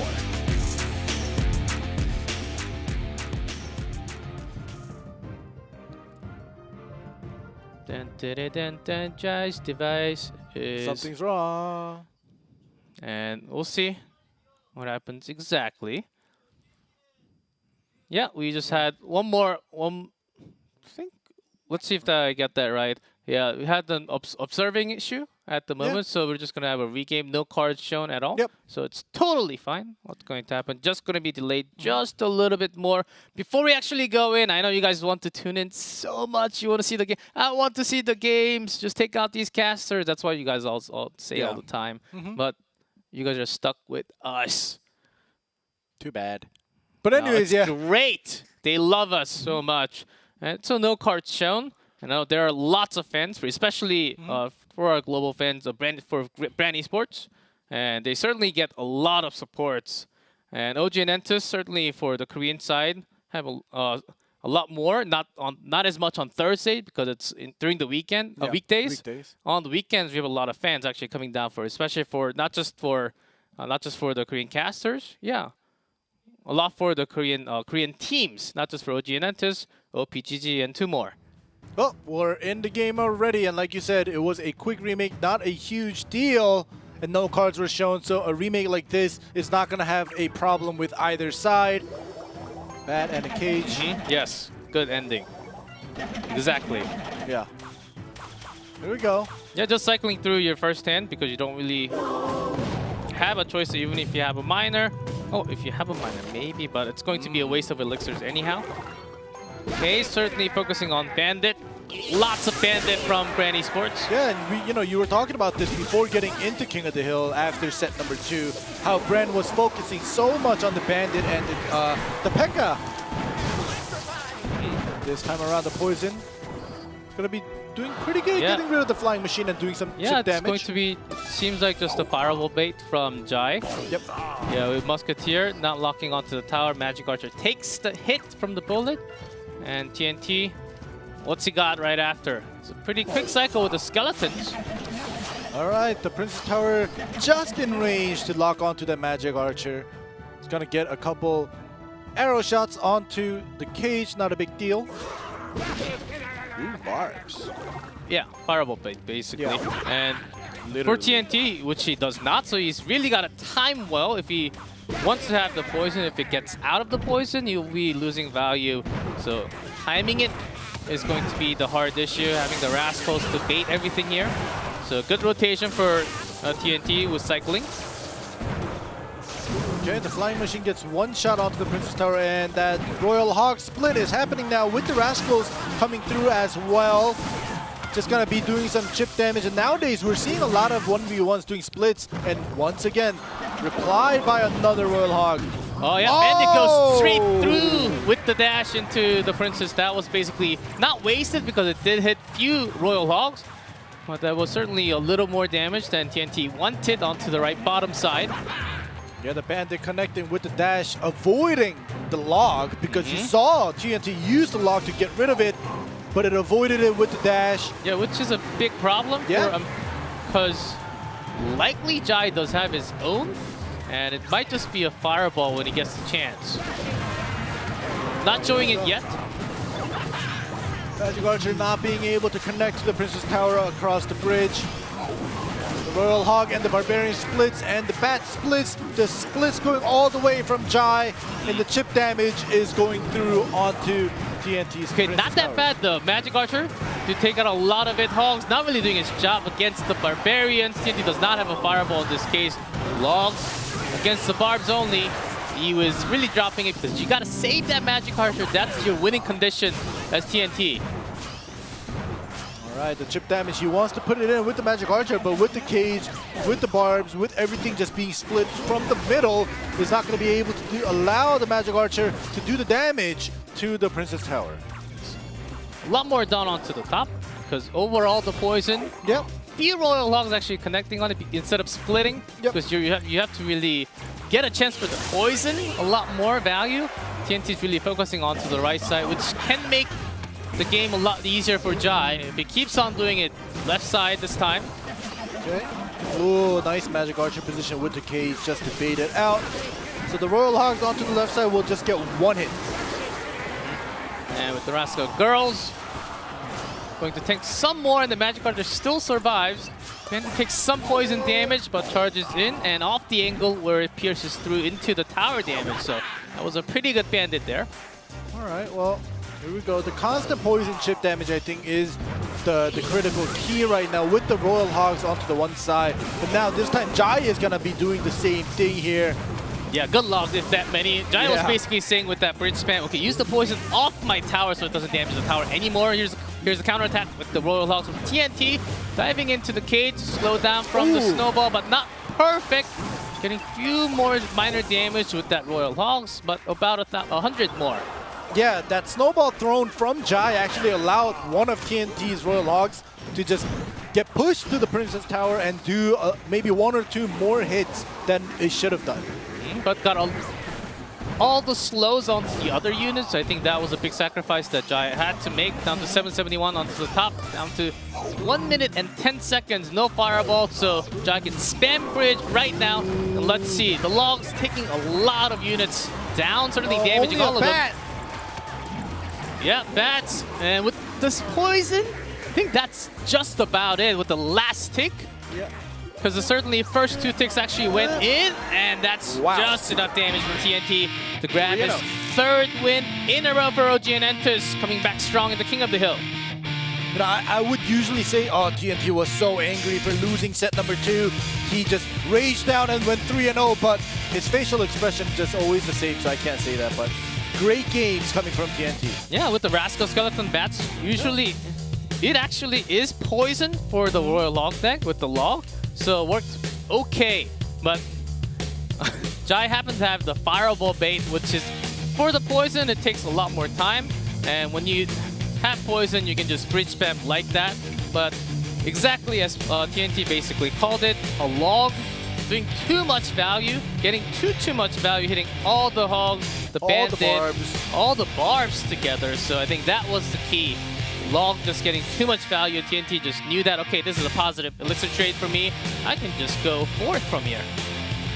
Exactly. Very well played by TNT, and just the cycle was just great coming from TNT. Great revenge match. Ojin takes the first match of the night. Second match is going to be Group B again, of course. Bob Gaming. Reason why we have Hog. Think we might be having Jack once again from Bob. OPTD Sports. Expo time? Expo Master? Really? We'll get those answers very soon. Stick around.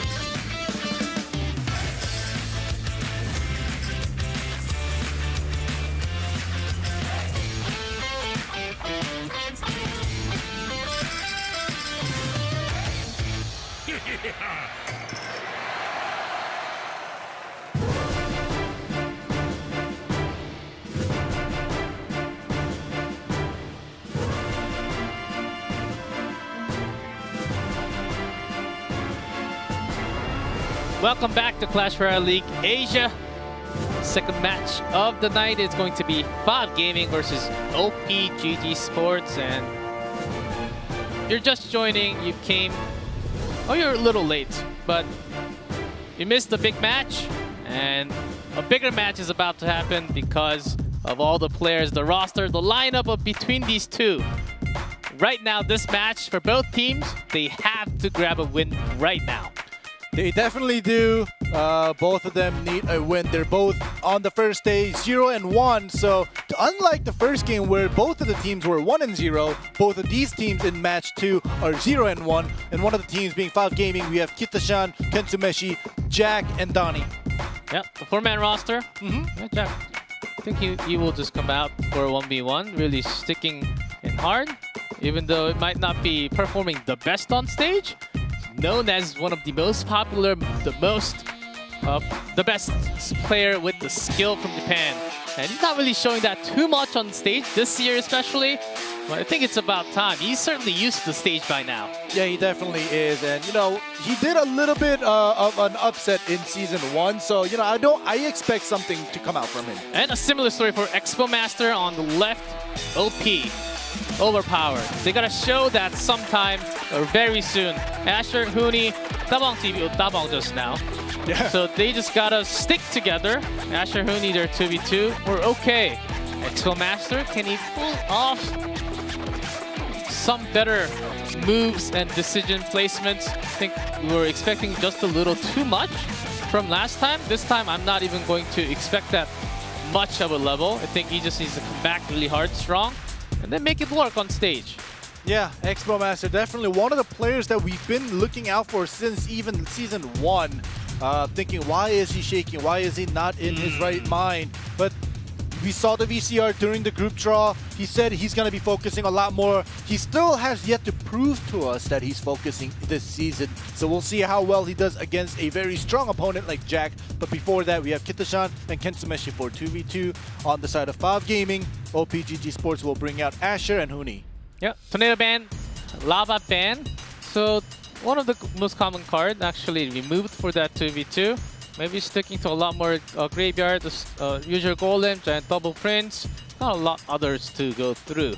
Yeah, without the Tornado, all the ones you just straight through the Miner, I think those are going to be pretty handy, just like the first match. Jack and Expo Master, that's the matchup that a lot are keeping your eyes on right now on screen. Yeah, both having really similar in stories, I would say. Really superstars from Japan and superstar from Korea. Not really showing themselves as much on stage. I think this is a big matchup of what we have for set number 2. But before we get into 1v1, 2v2 time. Yeah, and I think just as you say, before we get into set number 2, where both the players, they definitely need some kind of a little bit of a push and oomph, and that oomph will come from set number 1, where whether if Valve Gaming wins the 2v2 or OPGG Sports win the 2v2, that will carry the momentum onto that set number 2 to that player to give them that extra, the lacking 2% of confidence and allow them to kind of carry that into a win and possibly go for a 2-0 win that we haven't seen yet. Yeah, OP was actually using lots of lava in the last season too. So why do you think they banned it then?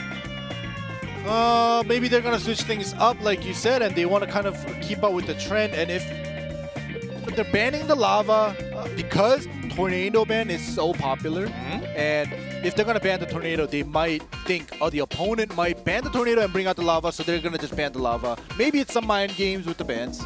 It's possible. Yeah, we'll see, because they certainly did not have a great time, losing 0-2 with the lava miner, basically. Yeah.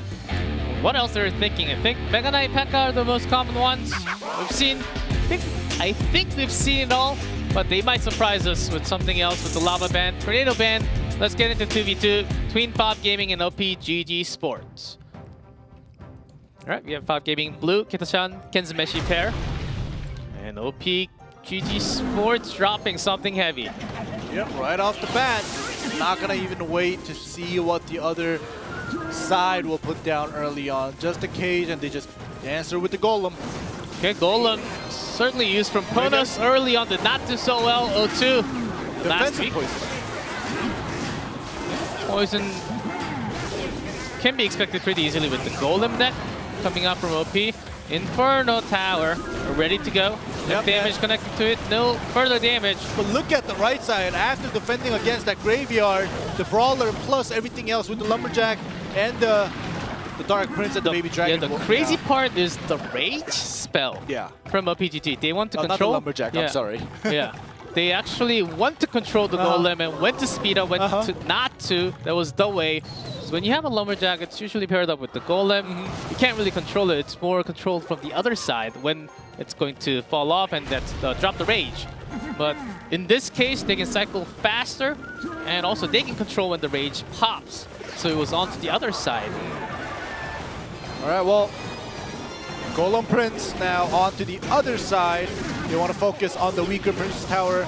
We'll see how well the defense will be, because that giant skeleton is being pulled back. Nice E-Wiz to drop all the skeletons. Even the Baby Dragon was frozen right in that free spell. Perfectly used by Valve Gaming.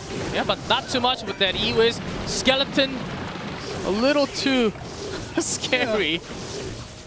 Okay, I think that was a great play by OPGG Sports right now, with the giant skeleton crossing the bridge, getting pulled, and then getting pulled away by the Golem, just buying them enough time to kind of set up their defense without worrying about the death damage. Yeah, this time with the defensive poison and the Baby Dragon in the air, not really worried about any too much damage, only about 2 scratches from the skeleton, even though Princess Tower was locked onto the giant skeleton. So many skeletons that I have to talk about. Valve Gaming, going to have another push. This time we'll be ready with that Inferno Tower. Perfectly. Earthquake coming down from OPGG. This might be a little bit easier with the zap resetting. Golem's getting to that tower, but before that cage comes down. So good defense and a brilliant offense from OPGG at the same time. Yeah, but the Rage spell was put down to trying to give that extra attack speed and the move speed, but it did not make a huge difference. And now they have to defend with the defensive poison for that graveyard, and the giant skeleton has crossed the bridge, and it's pretty healthy. Yeah, but not really going to get too far away into the tower range to do this death damage into the tower. So about 300 difference in between the two towers onto the right side. Another graveyard this time. Freeze is certainly waiting. OPGG dropping E-Wizard already. Okay, there we go with the freeze. The E-Wiz is still going to be out of the freeze range with the baby dragon outside as well. So a couple scratches coming from the skeletons from the graveyard, but the double baby dragon and the E-Wiz in the back might cause some problems. Yeah, there was a lot of elixirs for just about 300 damage onto the Princess Tower on the top right. Bob Gaming this time defense mode. Cage first, maybe after that, after the EQ, Inferno Tower. Alright, there we go. Like you said, the Inferno Tower is put down. The poison is offensively used for that double Musketeers, and they're not going to worry about that Inferno Tower. Now they have to defense once again. Remember, the poison was used. They only have one poison, and the skeletons are locking on. The freeze has happened. Yep, E-Wiz dropping on top of the skeletons with the spawn damage. The giant skeleton draws it just back away so it doesn't get close to the tower. Still with the death damage, is going to connect to the two on the back. Yeah, not too bad, just the Prince charging in, and that's going to be removed in just a second. But the poison damage from Bob Gaming will not stop. There we go, another defensive poison. Right now, OPGG Sports, they have to use their spells offensively. They have to get this golem push through everything, but already locked on and melted into golemites. I think we are about to see the ending of this game ending. Yeah. I see what you did there. No, that was. I see what you did pretty there. bad. But another poison will finish the game. Yep, there we go. Yeah, Bob Gaming, unless something crazy happens, yes, they do win and take the victory in game number 1. So, what did you think about this back and forth continuous action? Oh my goodness, that was very close. I think up to the mid-late game, I think it was still OPGG who had the better poke. You know, who was forcing it with the. With the Earthquake doing the poke damage with the offensive poisons, as well as using their poison as defensive for Bob Gaming's graveyard, perfectly allowing them to kind of easily block away that graveyard freeze. But when the spell damage started to add up, regardless of very few units connecting from Bob Gaming to OPGG Sports Princess Tower, the spell damage just adding up was just greater for Bob Gaming. Yeah, and also graveyard was not perfectly defended. It's hard, of course, but because of freeze, it was harder every single time. And not just that, I love Bob how they changed the cycle of their Goblin Cage and the Inferno Tower. So it was mostly Inferno Tower first against the Golem. It just works easily. But after seeing, okay, there's an EQ and a Zap to basically work against the Inferno Tower so the Golem survives. Okay, let's put down the Cage first, draw their EQ, and then their Inferno Tower later on, so they have to spend both spells at the same, not at the same time, but we can get a lot, we can buy a lot more time is what Bob thought in the middle of the game, and they switched those two just like in a snap like that. Love that kind of play. Yeah, exactly. And also another moment, since there was a timeout called on the side of OPGG Sports, the moment where, you know, we both called it out, where that offensive poison from OPGG Sports was used onto that double Musketeer at the bottom right. The moment Bob Gaming saw that, after they saved up elixirs, they went Graveyard Freeze. And OPGG only had one poison. They know, and they knew, they saw it being used right away, and now they knew they only had units to defend against the graveyard, and then the poison locking or freezing the baby dragon that was put down. So it forced OPGG to kind of get into panic mode to try to get the least scratches coming from the skeletons, but unfortunately it was more than enough for the graveyard, and then continued and followed by the poison to finish the game. So what? Yeah, don't really like to go back and keep on talking about one thing. Or Dot Goblin, I think it's really the key on 2v2. E-Wiz was dropped on and spawned right on the freeze, and before the spawn already took some damage from the skeletons. It was when he was away from the freeze zone. E-Wizard does take out skeletons, but not as fast, you know? Not as fast. 30 for game number 2. Bob Gaming leading it 1-0 at the moment, but OPGG Sports, let's see if they've got what they've got. I want to see a Dark Goblin come out. maybe it doesn't have to replace an EUIS, but still, just sticking a Dark Goblin in and positioning it correctly, like you say, I think it could get a lot of value out of it, but we haven't seen that yet today. Yeah, just not today. It was used a couple times already last week. This time of Valkyrie. Okay. So what's OPGG thinking here with the Valkyrie? Could be just their own graveyard. Some even rare. But even seeing some bowlers coming back. Yeah, there we go. Yeah. Cloud Gaming bringing their own against OPGG, which does seem very like what we're going to see. Graveyard from their own. The Miner and the Dark Goblin both connected to the Princess Tower, and it's doing so much damage already. Yeah, ready with the Baby Dragon. And the Baby Dragon stopped it from the Princess actually locking onto it. Ooh, the freeze. Snowball in time, but some few hundred more damage with the skeletons. That was a pretty good opening for OPGG. It definitely was a great opening for Valve Gaming as well, but it was answered by another great follow-up by OPGG. And unfortunately, the Ram Rider will not connect. These teams, they're going at it. A Brawler just making its way all the way down, but answered by the Dark Prince onto the bottom. So Fab, they have double Ram Rider plus the Miner behind the back. So OPGG, they might be having a hard time against the freeze when that comes into the cycle, because double Ram Rider can be tough to both block both. OPGG ready with Inferno and the Cage. Those two are okay, but might be seeing some defensive freeze coming out from OP.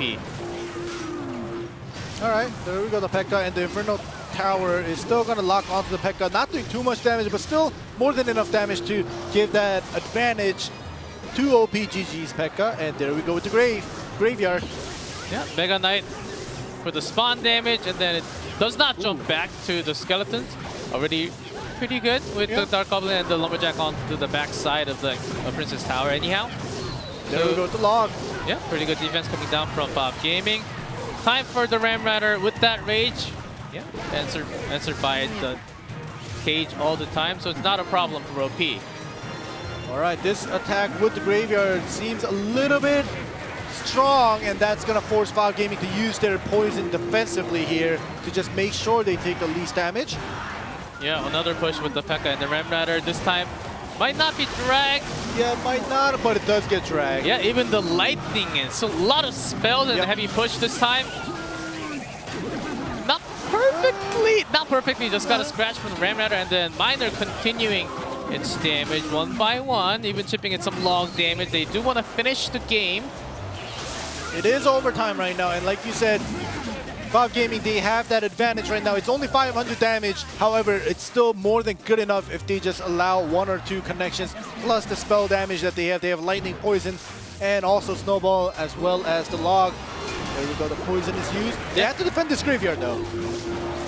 Has to worry about the freeze, but the problem is for OP is that Dark Goblin, now it's in range. They can have the freeze. Perfect time. Nice. They got to finish the game right here. OPGG. Oh my goodness. They have to, and they have done it. They waited for the Dark Goblin to connect. Perfect timing on the second graveyard.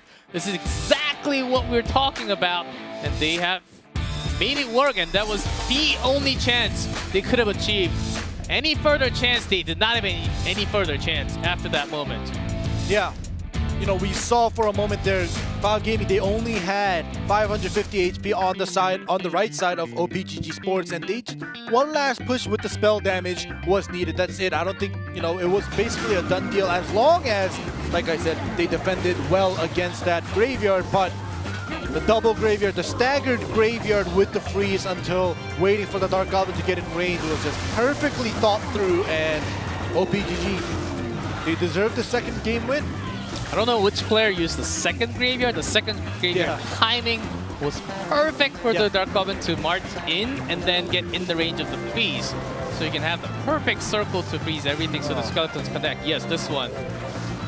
Yeah, it was dropped inside anyhow, but for the perfect second graveyard. I mean, the final chance, the chances only come for those who are ready. And OPGG certainly showing what they have practiced. And Graveyard Freeze does not really work that well. Not really having par win rate in Asia. I think it's about Yeah, with this win, maybe 50%, but it was just a little lower than 50%, about 47 point something. So for them to actually bring it up to near 50% chance of winning here, I think that's another great 2v2. Yeah, Graveyard seems to be grabbing those wins.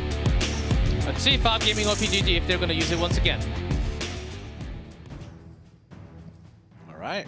That was a pretty close game, too. It's not like, you know, Five was getting pushed back from the start. See if they have changed anything up.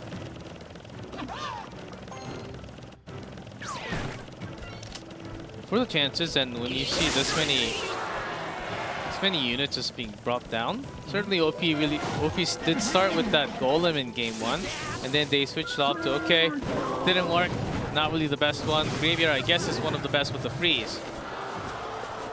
And with that many teams having trouble with the freeze spell by itself, I think more bans are actually needed for that freeze. This time it was Lava, Mega Knight jumping onto the P.E.K.K.A. It's going to be an easy chop. Definitely, when you see a P.E.K.K.A. after you put down a Mega Knight, it's going to hurt your head. And there we go, another Graveyard coming from OPGG and answered by the Dark Goblin as well. Let's just hope that Five Gaming doesn't show us a deja vu by getting it frozen again. Yeah, ready with the cage, but defensive freeze this time from OPGG did not have anything else.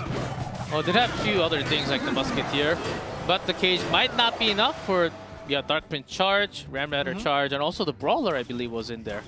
Yeah, they just wanted to make sure they don't take any damage, and there we go. We have the Mega Knight and the P.E.K.K.A. on the side of Five Gaming, so they just have to stagger it correctly to match the P.E.K.K.A. with OPGG's P.E.K.K.A. as well when it comes out.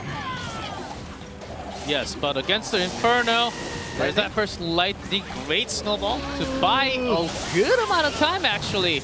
Valkyrie just spinning away against the Ramrider, also delaying its trajectory towards the tower too, so to not get anywhere too far towards the tower. Yeah, that snowball was great. They used the lightning to buy to get in there with the Ramrider to get rid of the Inferno Tower, but answered by the snowball to kind of make it even. Which is great play by OPGG. Here we go. Cage.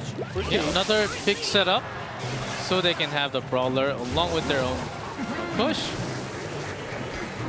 Nice poison here. Yeah, not a big waste. Had to cycle through anyhow, and they're getting ready for their own Graveyard soon enough. And Five Gaming, they want to be ready too. Mega Knight dropped all the way onto the back, so doesn't really have to worry about the further Graveyard coming this time. Five Gaming's Dark Prince was in the back, taking the splash damage.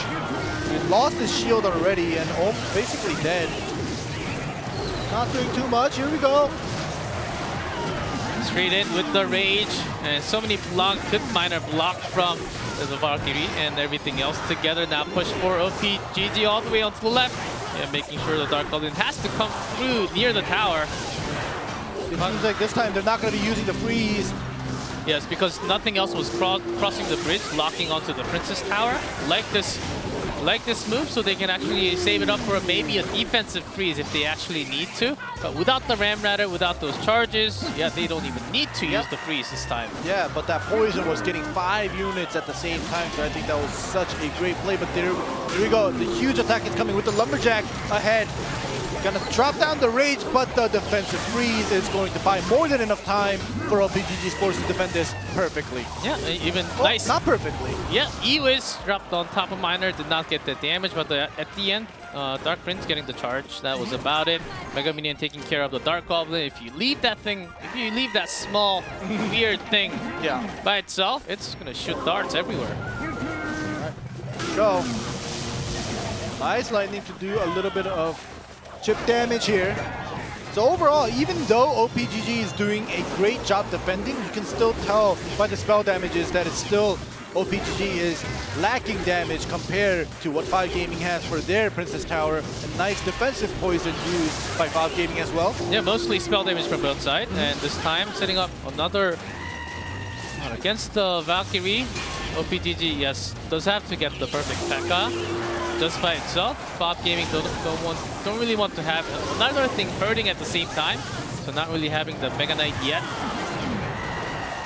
They're probably going to want to use the Mega Knight after they deal with that P.E.K.K.A. that OPGG has sent out. That was actually really well handled. Yeah, by OP. And the amount of troops they had to use just for this one. Dark Goblin plus the Ram Rider all the way onto the back so they can set up their own push right after. Go. Really big Ram Rider. Ooh, I was going to say Ram Rider and Mega Knight, they're going to split apart, but that freeze. Mega Knight's still more stronger. Yeah, jumps off to the tower. Direct shot and the and lightning the spinner. lightning. Just one spell away from Fog Gaming. They've done it. A great lock with that Mega Knight. Having the Ram Rider actually going straight into the cage helped them in a way. P.E.K.K.A just a little too late to get that jump damage before it's reaching to the tower. Fog Gaming takes game 3 and the 2v2 set. Yeah, literally a split second away for that P.E.K.K.A to be put down and take the attention away from the Mega Knight to the tower. I think that would have been a game changer. Maybe OPGG could have bought some time to kind of come back, but you know, it is what it is. And now Fog Gaming up 1-0, winning set 1. Yes, exactly. As Fog Gaming, this is a big moment because they can certainly have not just have a set lead.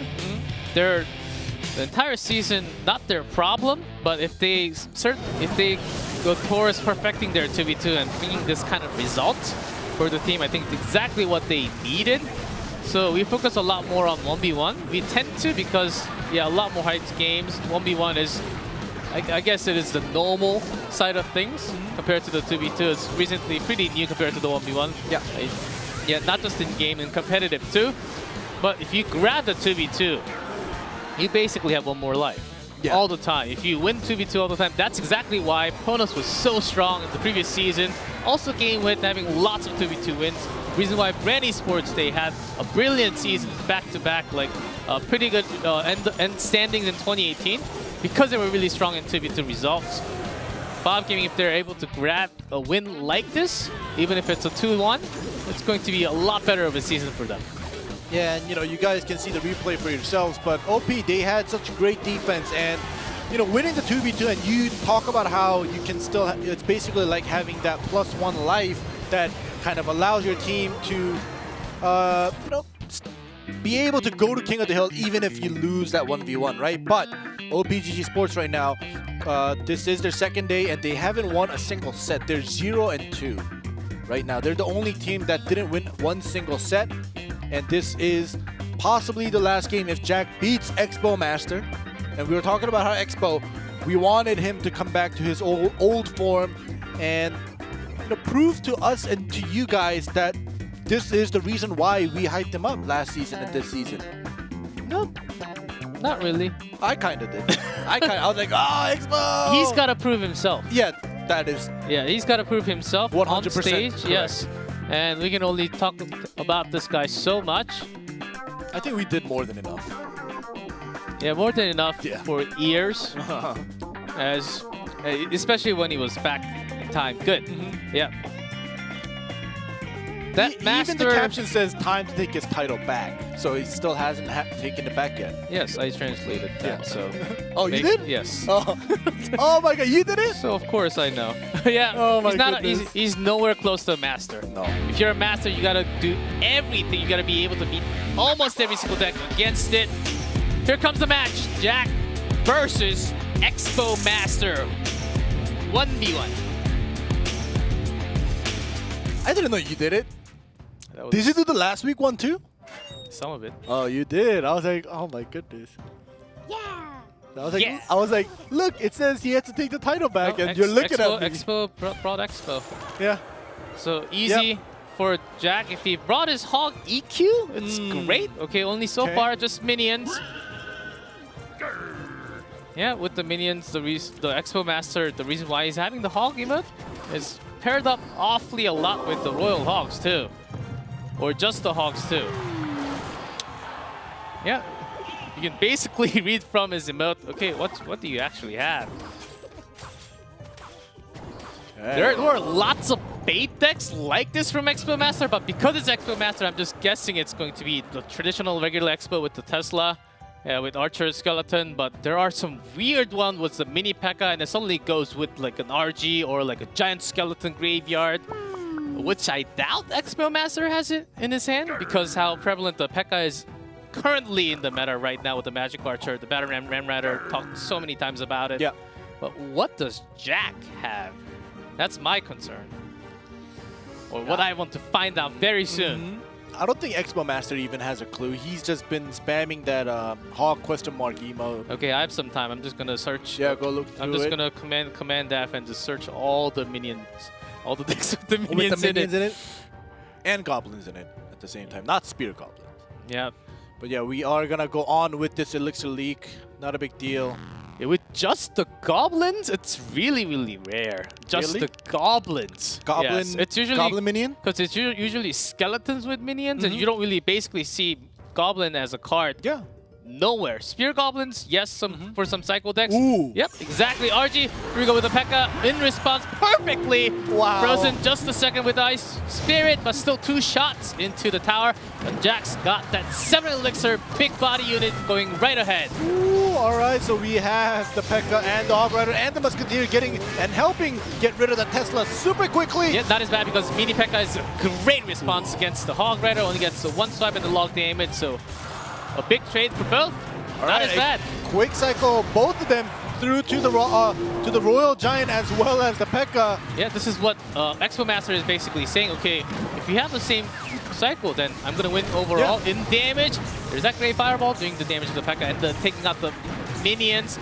But what's tough, it's that Musketeer in the back. Exactly, and you notice that Jack this time kind of staggered the Hog Rider and pushed back the Mini P.E.K.K.A. Will get 1 swing, so now the HP is very much even here. Yeah, predicted fireball from Jack. But what's that? Zap? Really the best Zap. Okay, we'll have to see. Going into sudden death overtime, 1 single tower.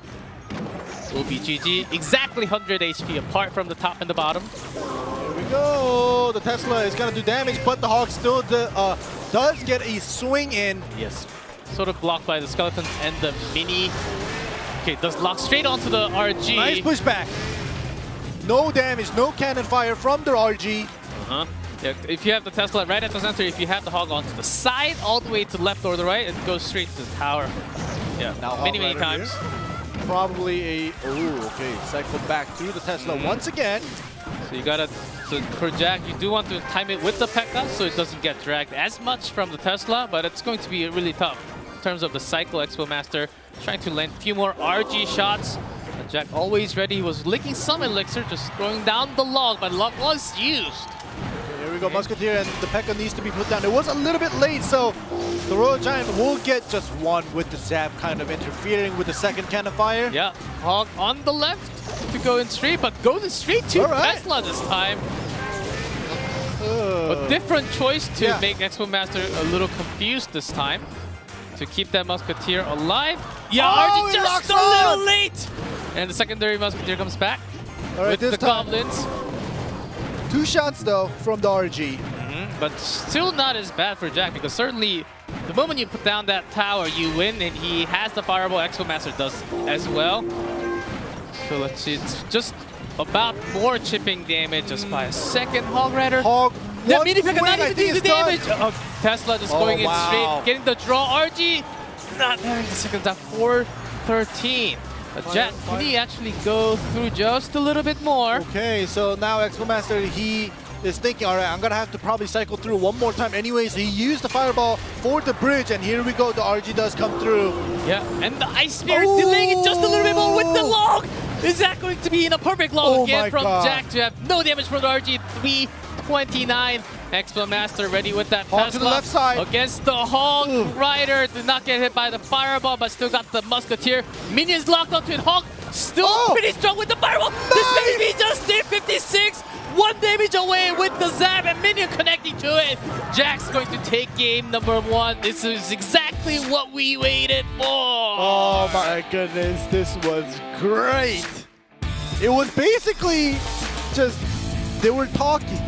They were saying one thing, Expo was replying, and Jack was switching things up. He was basically playing some mind games, switching up where he positioned the Hog Rider, predicting with some fireballs, and at the end of the day, oh my goodness, lovely, lovely, exciting game. The Hog in a different placement because sometimes the skeletons will actually delay your Hog Rider from reaching its target. Even though you don't see the entire animation for attack, the Hog Rider will just still do the damage most of the time. Yeah. So that's why Jack was trying to like cut frames of what's happening on screen to actually have the Hog Rider maybe reaching to the tower, doing one more damage. Same thing for Expo Master, making sure that Royal Giant does at least one. See, exactly. Yeah, it seems like Expo Master okay. Ice Spirit, Archers, Skeleton, Log. He's got to have Expo. Right? No. RG time with the Tesla. Great change-ups here, and that was one of the better 1v1s we've seen throughout the season. 1 HP. And I think I gotta give it to both of them, but to Jack for just putting down the P.E.K.K.A at the perfect time with the Musketeer in the back, with the nice log to bring it, to push the RG back, so the P.E.K.K.A and the Musketeer clean up the RG without allowing it to shoot even one cannon. Log timings were really crucial. Yeah. If you draw it in even closer to the tower, those happen from time to time. No real big mistakes at all for either. It was just up to the cycle. Barrel? It's time. Ready with that log. I'm telling you, Goblin Barrels are coming back. Oh, look at this. Yeah, Skeleton Army. There was even a mirror Goblin Barrel spell bait deck for so many times. Will be hard anyhow, but let's see. This mirror did not happen for over 1 year in our region. Expo was not happy to see that princess.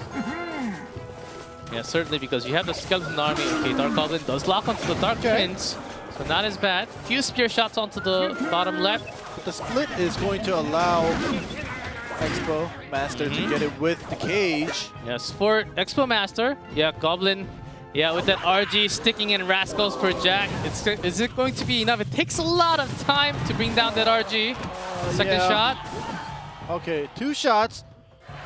It's going to be a little bit different. It's not a P.E.K.K.A. But still, after defending against that, Rascal could create an opportunity. However, the Skell Army definitely doing its job.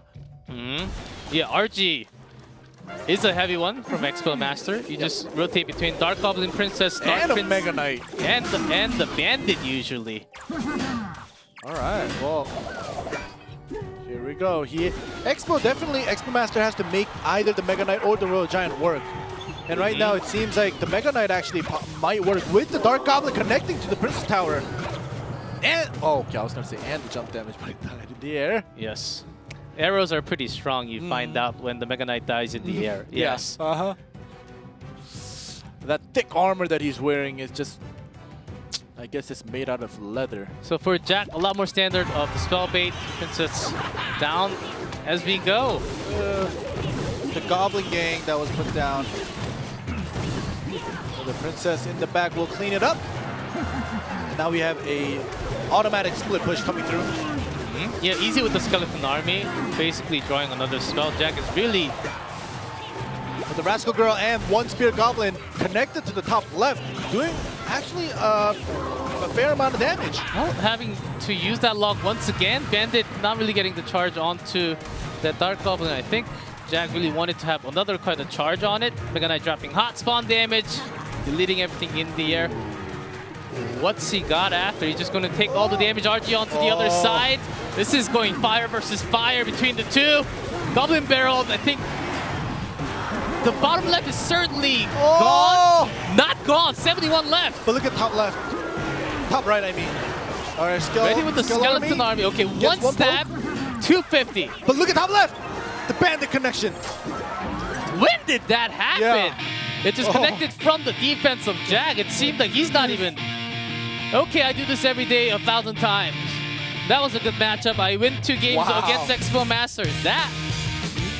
I won't really call that a mirror match of spell baits, and Jack just handled so much better without even having to use that log too much. We just waited for that RG. Okay, making sure if I use the log on anything else like the Goblin Barrel, it's going to be tough defending another RG shot. So let's just limit that, keep my log, use all the Goblin Gang for everything else of the small units. Got Rascal Boy and the girl too.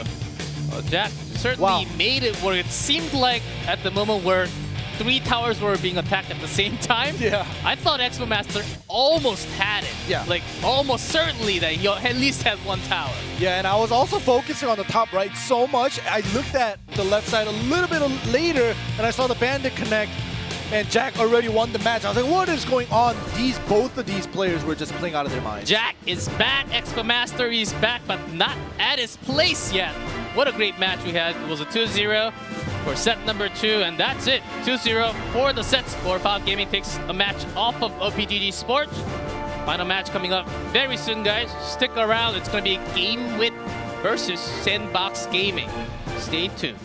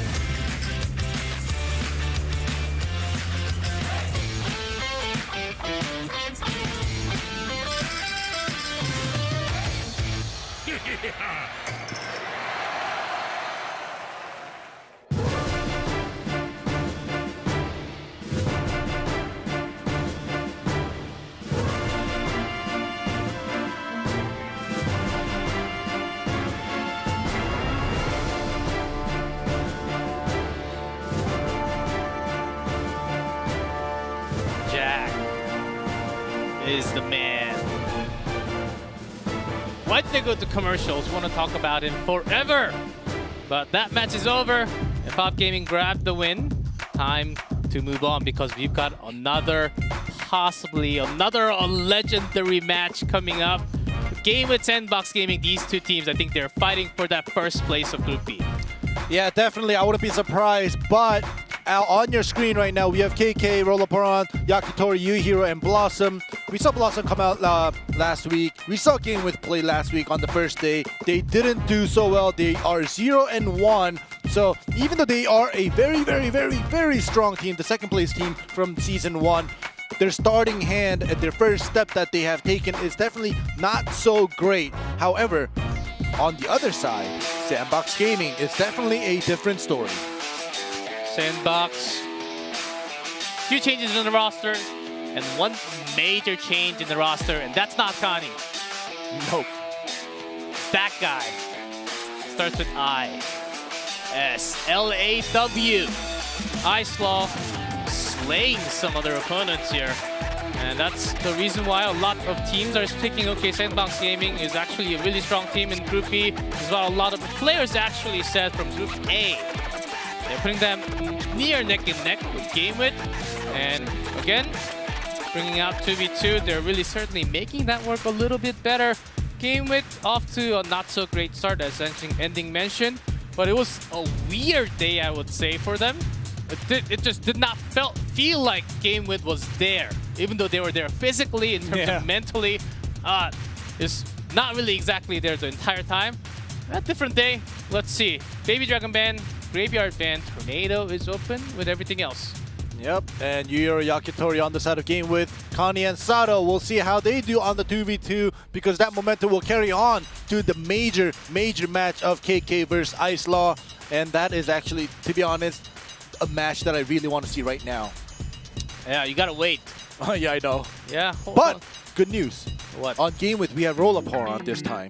Last time we were talking about how Game With, if they have Roll Up Horon and KK in King of Dale, maybe they could have won. Potentials. Had that for the finals last time, but not for every single match. I think they're also giving a lot of other chances for not just Blossom, for the other members to go to King of the Hill too. So this time, let's see if Game With is going to be different today. Yuyoro Yakitori certainly banned Baby Dragon for a good amount of reason. I think the key card against the Baby Dragon was actually the Graveyard, but it's taken out from this team, Sandbox Gaming. So maybe their plan A is already destroyed just from the ban card. Yeah, the plan has been destroyed. However, not only Game With plan, but Sandbox with the Baby Dragon ban also might have to change things up because, as we know, Baby Dragon is used in many decks. And now just because their Baby Dragon is taken out, now they, both sides, they have to think of the replacement, and probably Sandbox Gaming, you saw the 2v2s, they are 0 and 1 right now with this pair right now that you see on your screen. We'll see if they can get that one win on the win side. Yeah, it seems okay without the Tornado here. I think Ice Wizard, Tornado, there are a lot of other ones. Splash damage, they can not as much damage as taking out like the skeletons, but it can certainly slow down the attack from the other side and make it work. Tornado can buy a lot of time for both sides. So let's see what their deck choices is going to be. Game With versus Sandbox Gaming starts right here with the 2v2.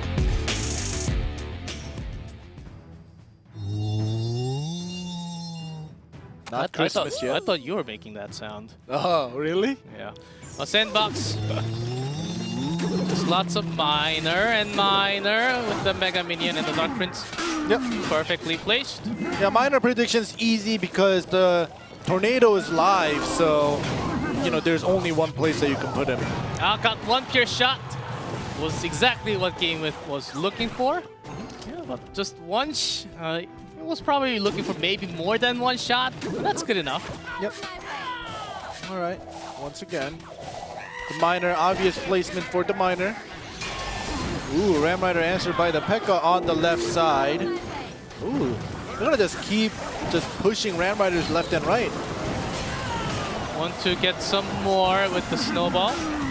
Going all the way and get the charge damage. Actually, it was slowed, but it still had the charge. Yep.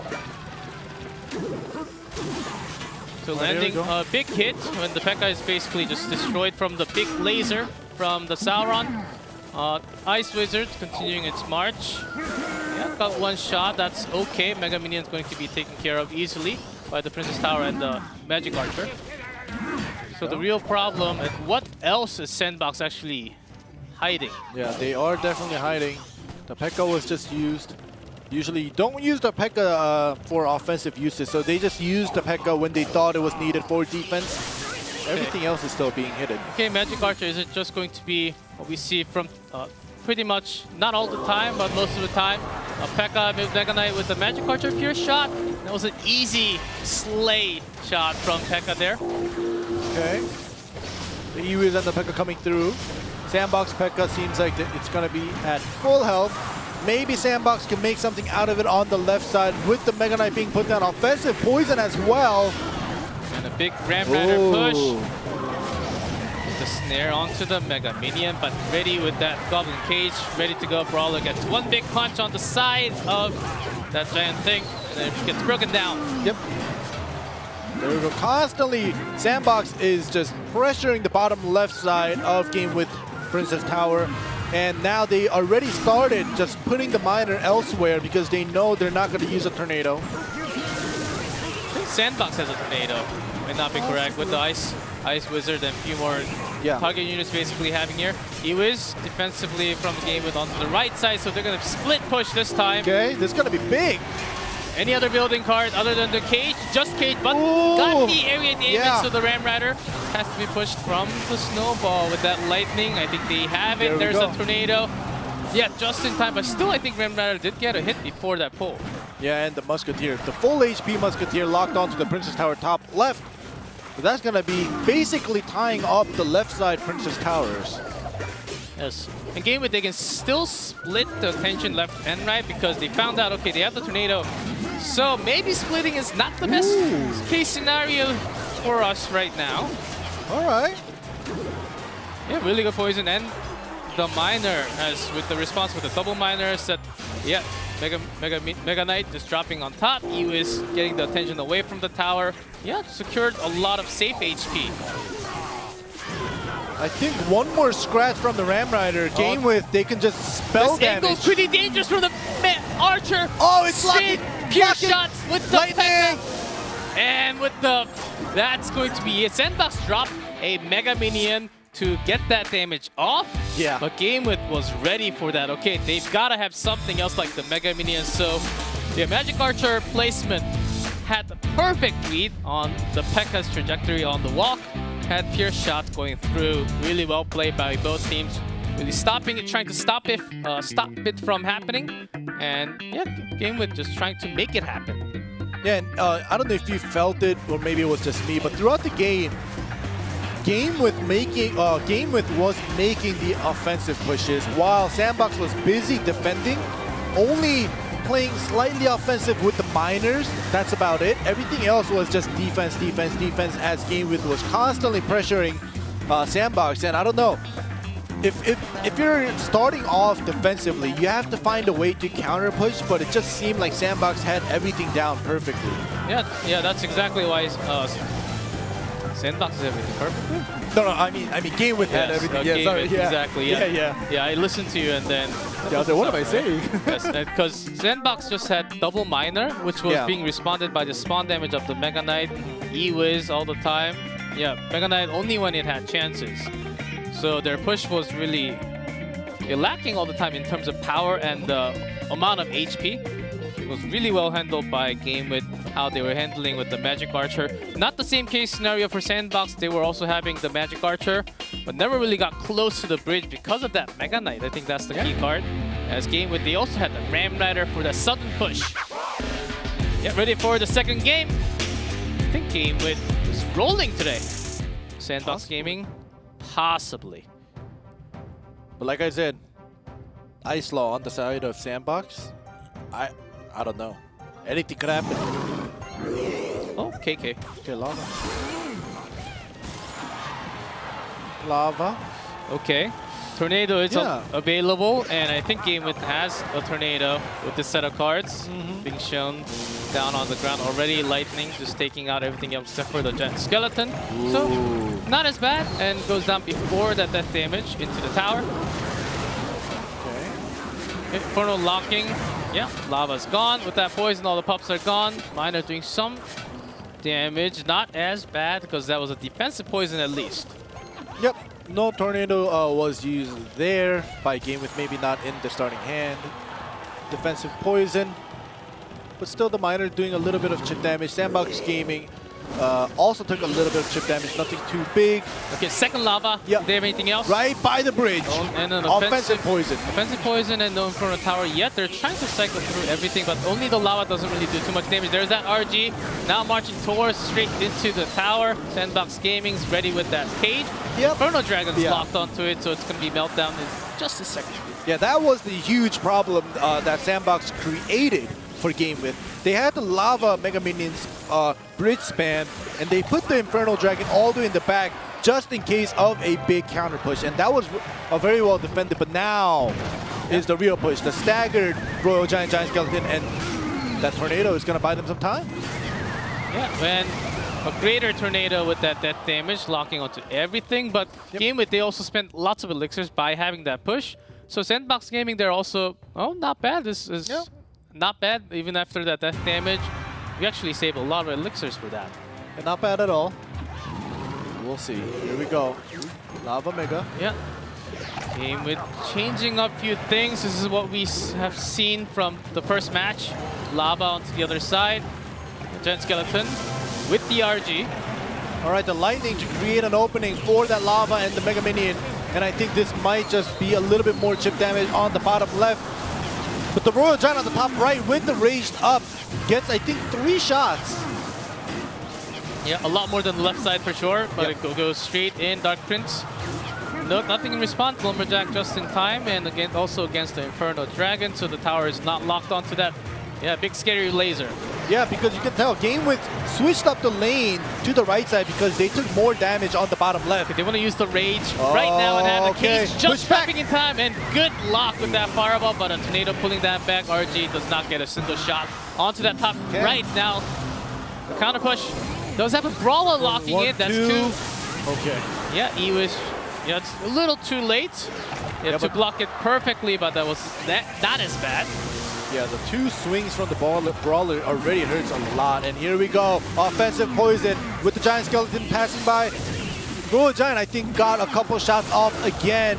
Yeah, RG dropped just in time to get that lightning instead of the Ice Wizard. So Ice Wizard delaying a lot of things, saving a lot of damage. For GameWith was able to put out some more. Okay. Only Mega Minion and the Ice Spirit. Miner still connecting. Pups! I think one of the... No, all the pups are actually connected to Mega Minion. So luckily for GameWith, oh, that was actually only minor damage there. Yep, all right, this is another major push coming through with the Inferno Dragon this time, backing up the Lava Hound, and now it locks on right away. Okay, but canceled by the US. This time without the RG, I think they want to time it Yeah. and have a better attack with the secondary option. They took down, okay, we got the poison already, so we want to have that raged up RG here. Lumberjack going down. All right. Let's see the speed. How many shots? Oh, but the tornado! And not gonna get any shots, but the tornado is gonna definitely get rid of everything. Yeah, the second tornado from GameWith. Yeah, getting everything with the death damage from the Giant Skeleton. Well done. Another Giant Snowball just to push everything away. Poison? Yeah, with that Lightning? lightning, I Wow. think in time. Okay, GameWith, they gotta push right now. Only one tick away. Oh, they're gonna finish it off. Yeah, with no rage and the cage defending against the RG. All right. A better set of attack, really letting Miner connect some more damage, and this time they actually paired up so much better with that lava, making sure the pups actually survive for a time. GameWith, they're back to the old strategy with the Giant Skeleton RG. What's hard is that against the cage, it's pretty tough. Yeah. Because it usually does 2 shots, cage takes 2 shots and more.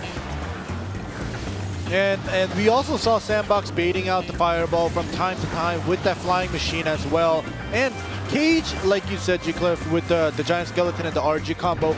Plus, they also had some great tornadoes coming through. Not only this, but when they moved on to the right side, Sandbox used Tornado to just pull back the Giant Skeleton and buy some time so the RG hits, no hits, or just one less hit, even with it being raised up. Yeah, not putting everything in the range of death damage and the tornado from GameWith. I think that was the key. Good push, but cage back to back really happening. That was a hard moment. GameWith, I think Lumberjack is good at chopping down lots of ground unit and breaking through. Lots of guards maybe, but maybe with a Dark Prince can actually create some better with the area damage instead of chopping one by one. Because you can't really control the rage when it's gonna drop. You have to time it really well, and the opponent can also read it. Well, when rage spell, you just drop it and without your opponent knowing when the time is going to be. Yeah, I think that was the key. How you control the Lumberjack at the rage. GameWith had the lead of 1-0. Sandbox Gaming in Game 2. Taking a win, now tied 1-1. All right, here we go. Sandbox, they love the miner. Yeah, with Tornado being allowed. Okay, GameWith 3 out of 3. RG again. Yeah, with the Lumberjack and the cage right at the bridge just to block it off. Got one shot to the Princess Tower on the top left, but not bad. Rage helping the Mega Minion. Okay, did get the hit onto E-Wizard at least. Yeah, not gonna be too good though. We do have the lava coming through, and this is not going to be a huge push. Great fireball to get the maximum value, but staggered flying machine put down in the back. Yeah, Sandbox knew, okay, fireball has to come through or any kind of spell, so flying machine poison. right after. And poison takes a good amount of time. Just get two connections into the Princess Tower. Now we're about even. All right, the bridge spam has happened. Answered by the Inferno Dragon. Pushed back by the Giant Snowball. Ooh, it actually locks onto the Royal Giant, and the Tornado is going to buy it time. One cannon fire from the RG. Which is still okay. Every single time Giant Skeleton plus the RG, you're looking for one or plus more shots. Yeah. I think two's good. At least what you're looking. Two's great. Yeah. Two's great. It's kind of like a Hog Rider, right? It's about 500, a little more than 500 damage onto the tower. And switching Here we go. again when the lava spawns, but only the lava. So Sandbox, they actually have a lot of elixirs. Look at the top. Yeah, I see that. Yakani just had 9 elixirs. Ready with that tornado once again. Hey, here we go. Yeah, not really going to use it because the right side's less damage. Oh, King Tower activated. That's gonna be a little bit easier for Game With to defend against the Lava Hound when it breaks into pubs. King Tower activated, and also if you notice, Sandbox, they've been using the miners, so now with the King Tower activated, they don't have to worry too much. It'll go down a lot faster. The snowball to drag all the big units in the front. Another fireball, so the Dragon does not take down the RG. One more shot was allowed because of that fireball. If you look at the bottom right, the Flying Machine in the back has been doing a lot of damage, but the secondary Mega Minion takes care of it with the offensive poison. It felt like Game With did a lot more damage, but if you look at the bottom right, Sandbox, they have been focusing on that, and it's only 1,100 left. Yep. Early snowball because there is no Inferno Dragon, but the Tornado only grabbing one skeleton. It's pretty close to the tower, but not exactly. Brawler takes care of it. Lightning. Yeah, but the E-Wiz raged. Whoa. One more? That one more would have been crazy critical. But if you notice, 533, and look at the spell of what Game With has. They have Fireball, they have Poison, they have Log. There we go, they're starting it off. But they're just going to force the issue with everything else. Okay, make sure we have our defense onto the bottom right. Okay, Release the Miner, Fireball.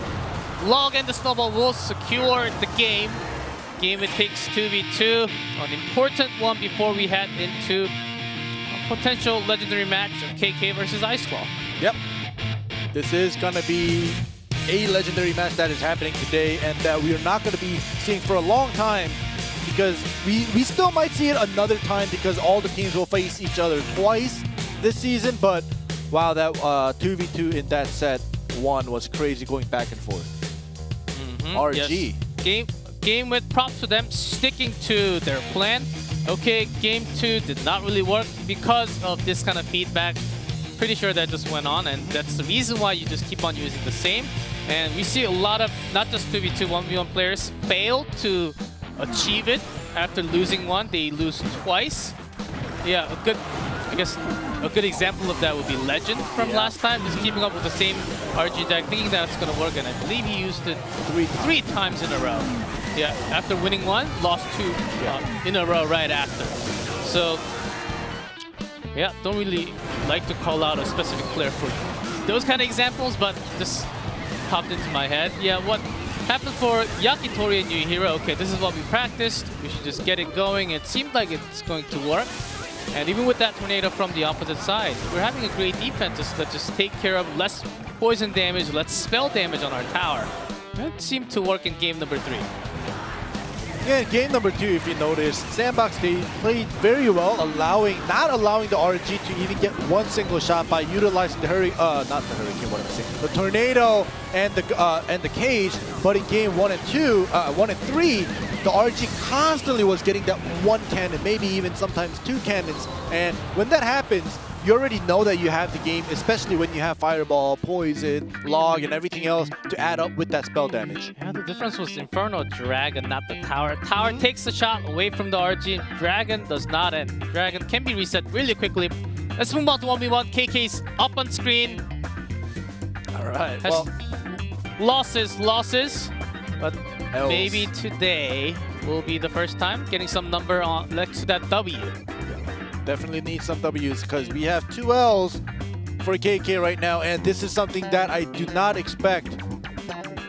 This is very weird seeing just, you know, L's on the side of KK, but look at this guy. Icelaw, 1-0 in 1v1, 2-0 in King of the Hills. And, you know, we were talking about him. G-Cliff was hyping him up. Let's see. Yeah, that 1-0 is 1v1. It's for game count 2-0. So he had 4 game wins in 1 day. Yeah. By himself, basically. And also finished the match.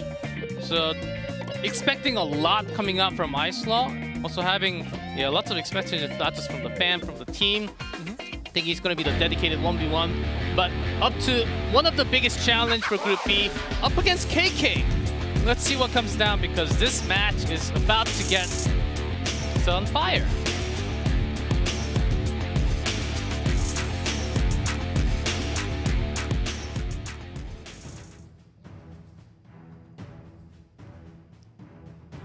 KK does like to stick around with lots of meta decks, usually some cheaper ones. Yeah, Batarang. Yeah, just for now, calls it.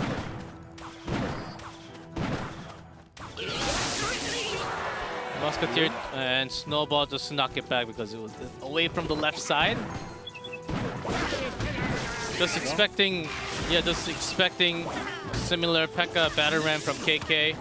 What we have seen many times. US will connect. The minions will also connect. Oh, a naked balloon. Oh, yeah, balloon miner from Icelaw, and he's just going all out. Oh, okay, trade one tower, but bats. Okay, with the Zap, that's going to be trading towers, but is it going to be enough for KK on top? It will be enough. It was close, but it will be enough, and the balloon is going to drop twice more onto the King Tower. And with this, who has a better situation? Well, we'll have to see, because right now it seems like because they traded that Princess Tower, and KK, I think if he wants the bridge spam, it's a lot faster on the side of KK, as long as he can somehow take care of that Goblin Cage. I think it's about similar because the balloon can be pocketed, the B-Ram can also be pocketed, but about the same. There's the cage ready, then KK is ready with minions and a Zap Poison here, and an E-Wiz. So just thinking about the King Tower activation damage on top of those. Yeah. Maybe Miner's gonna have less effect, but about the same, I think. But still, like the balloon, it can't attack any units. It's not gonna be able to help out getting through. However, everything that KK that has... bandit! Don't actually know if he wanted... I think he wanted that dash onto the Brawler, maybe connecting to the Princess Tower right after. I can kind of see that happen going this dash into the tower. Yeah. We'll have to see, like I was saying, the B-Ram as well as everything else that KK has, it's going to help out fight the units that Icelaw puts down. But Icelaw, Ice Golem and the balloon, it's basically just going to rush into the tower. We'll see if that'll actually happen here this time. Yeah, was minions sent to the right. E-Wiz plus 1 minion. Oh, one drop! Yeah, just not enough. Yeah, balloon and the minions drop at the same time. But Barbarians connecting some more damage to the King Tower. Ooh. So brings it about as even to KK's own King Tower, but if you look at the Princess Tower, a lot better situation for Icelaw, for sure. We'll have to see. Now we go to overtime, so it is sudden death. And B-Ram to take care of that cage, and then the continual push. Look at this. Okay, both going for the King Tower. There's that minions. Finally, KK what he wanted. E-Wiz might have to even have the Zap and everything. Balloon, BT healthy still so got removed by the Brawler. The second drop will happen. Let's see the speed on top. And not enough. And the balloon with the final drop. Icelaw takes it with the 3-crown victory against KK. Whew. They were both rushing, and Icelaw had the cheaper skeleton and all the units to kind of delay KK long enough. As Icelaw timed this Brawler to be on top, he expected the E-Wiz to be dropping against the balloon. And okay, if I have the bats, gonna zap it. But with the Brawler, maybe I can just get it down. I can just get the E-Wizard down and the balloon might be safe. Exactly what happened, even when KK was ready with those minions. It's pretty awesome to see. Yeah, definitely awesome. And whenever I see Icelon win and then, you know, the opponent calls a timeout, and we have Sandbox Gaming players and coaches come up and they're talking to Icelon, I wonder what they're saying. He's like, just do what you're doing. You're doing good. Is what I think they're saying. What do you think? Because he hasn't lost a match yet, right? He's certainly talking a lot more than that. Well, maybe there were some minor mistakes in the middle of that. Not exactly what he wanted to do, but sometimes you're forced to choose a lane because you just have to. There's no other option. I don't think that Icelon was forced into that many situations like that, but there were a few moments with the battle ram because KK actually chose to have the P.E.K.K.A onto the right instead of left. And thought it was going to be all-in push, but a battle ram onto the left. Okay, KK also had in mind, okay, this is going to be really hard to bringing down the Princess Tower anyhow because both shots locking onto your single target. Let's just go for the King's Tower. Okay, well, KK at least we do see him smile and laugh, so he's not too upset about the loss. Let's hope that this timeout will help him out, help game without, because, you know, like you said, G-Clef, winning the set 1, winning the 2v2 does give them that one extra life, but losing set 2, 2-0, it doesn't feel good. Yeah, it all snowballed from the first crown, where Icelon actually got one or more drops than one onto the King Tower with the first balloon. Yeah. It was a lot faster on getting the Princess Tower down. KK did not really get any damage onto the King Tower itself. Yeah, the last slash of the Barbarians from the first battle ram barely got the Princess Tower on the top left. That really made a huge difference until the end. Okay, Icelon leading 1-0. KK was also close. Let's see their deck choices for the second game.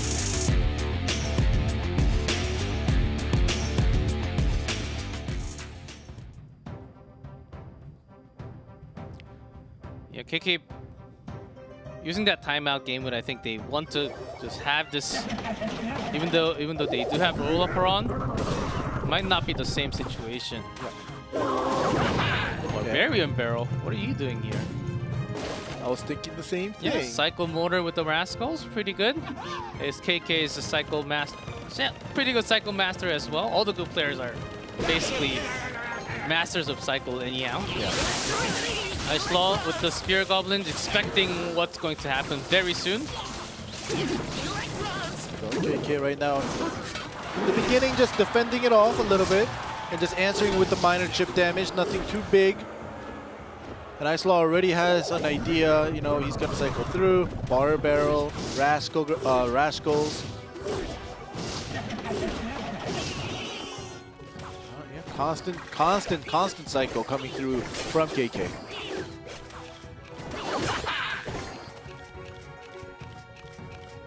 Not too much actually shown, but you pretty much know what it's going to be from Icelon. Not too many choices, but it's still open up in the air. What the other two is actually going to be. So it was only a log. And you see the Baby Dragon guards. It still be an RG. You can just surprise your opponent of whatever you have prepared. Okay. So KK not really dropping the motor just in case like something like an RG or anything heavy comes out. He needs to buy time, dragging it towards the center. Yeah, KK is definitely not in a hurry. He has the defensive tools. He also has the miner to always do the chip damage. So I don't think KK is in a hurry to kind of force his offensive move first. So right now, I think as time goes on, with the minor chip damage adding on, Icelon is going to be the one that's in a hurry. Moving the Rascal. Powerful part about Rascal Girl, you always force out a log or any kind of spell bait to move the girls in the back. Boy, it tanks a little bit, but yeah, with the long time ago nerf to this attack speed, it doesn't really do too much. Just thinking of it as a knight. That doesn't get the full drag from the left. Still okay with the cage. Being locked on, KK focusing a little bit more towards the right because he's got the Spear Goblins working on the back. There we go, that RG that you were talking about. Finally, he's put down with the mortar. Answer to drag the RG. Ooh, nice lightning. Yeah, instantly analog to take care of the girls, but not perfectly. Still gets a shot and two on to the bottom. Perfect guard placement from Ice-Law.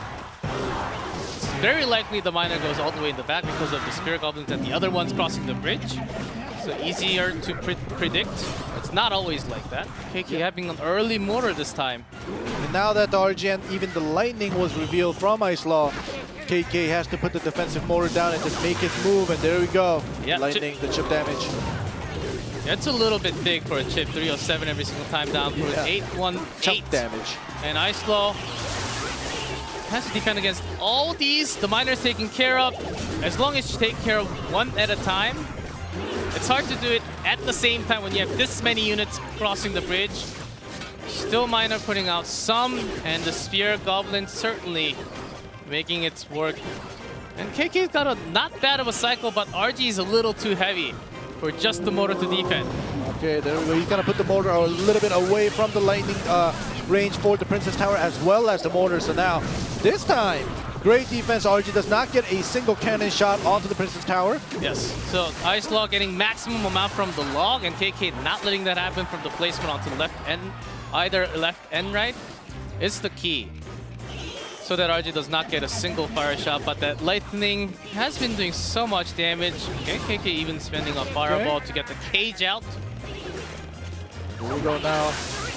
It's gonna be very soon where Ice-Law brings down that RG once again. When that happens, KK is gonna put that staggered away mortar down in the middle. Omega Minion not in the range of the Princess Tower, so a little bit big. heavier. Yeah, but a great fireball just in time. Dude, that was a quick mortar. But with less of a unit on the ground to get the damage straight onto the RG, gets one and down to 34. Boom. That's it. Takes KK down. 2-0 Ice-Law has done it for Sandbox. We're going to King of the Hills. This guy is insane. He has 0 losses. Yeah, so far 6-0. Wow. Like, that's it. Like, what else do we have to say? Ice-Law, 6-0. Going to King of the Hills. Yeah, even if you're expecting an RG, you just cannot stop it. I mean, KK had a really good cycle. Yeah. It was down to how you cycle through the spell. It's really hard when there's that much of a lightning against the motor miner cycle, and the tower damage is going to be taken because you just have small units on the ground that's removed by the log. And Ice-Law just reading it really well, making sure the girls are taken away, or the goblin gangs making sure that log gets more than its value every single time. 2-0 seems like a very good score for him. Yeah, and I think for me as I see it, Ice-Law is just getting used to just 2-0ing people, and I want to see what happens in King of the Hill, because on the side of Sandbox as well as GameWith, we have the first players, Roll Up Horon and Greed, who has been on the bench and who has been sitting out. That's really, I didn't even see the miner on the back. He kept all the damage from the Princess Tower and the King Tower away from the balloon by having the miner all the way onto the back, taking those cannon shots from those both towers, so the balloon survived. I was wondering why the balloon was taking basically no damage. Ice-Law on top of so many things. He's like 4 steps ahead. Yeah, 200 IQ KK's plays. about 3.5 steps ahead. So I think that really makes a big difference in the given amount of time in the game. KK was definitely here. I felt KK was definitely here compared to the last time. Okay, but 2-0, 1-1 Titan set score. Roll up around KK, of course, from GameWith, and Yakitori at the end. Okay. Okay, Sandbox naming Greet Sado, Ice-Law at the end. Yeah, Ice-Law being at the end, Yakitori being at the end, like you said, you were kind of showing me that question mark emote kind of live. But yeah, we'll see what happens, because we were talking about how Roll Up Horon and KK coming out for King of the Hill at the same time might make this King of the Hill roster super strong compared to the first week where Roll Up Horon was missing. But you also have to focus that Greed is coming back from the bench. We didn't see him last week on the first day. We'll see how well he has prepared as well. Yeah, GameWith didn't really have Roll Up Horon KK coming out in the King of the Hill in the regular season, not too many times. Like really low amount of times. Yeah. Like before the playoff and before the finals. So if they stick to this kind of King of the Hill for the entire season, having at least Olaporan and KK together, I think they can really have really show their power as those two ace players in the team, and as they were switching through between Royale and KK last season. For Sandbox, what's scary is that Sato also had a really good result by the end of last season, especially in King of the Hill, when not many actually expected Sato to take that many games off the opponent. He was the one bringing out some of those weird decks to say, like the Magic 100 before it actually became a meta. And whenever everyone else was playing RG, he was the one just sniping onto RG with some mini P.E.K.K.A. All right, well, Royale first game of Season 2 here. We do see, excuse me, we do see his Season 1 record. It doesn't look so clean, but when he replaced KK, or when KK did not play and Royale came out for the 1v1s and the King of the Hills, he definitely won the games that needed to be won. That is why the game with was able to get at least second place at the end of last season. But Greed is another player. Didn't really mention too much when the roster was open. He was a rookie but he was last season. At the beginning brought as the 1v1. That's why he has records all over 1v1 and 2v2 and King of the Hills. Did come out for 2 and more. And then after, Sato took it over basically because they were trying to have this duo stick together for the team. As Greed moved on to the 2v2 role a lot more. Maybe this will be a chance for him to prove that, okay, Ice Law is certainly really great, but I can be his backup at least, or something. Or double ace, just like Game With here. As Royale is up, Greed up to a big challenge, I think.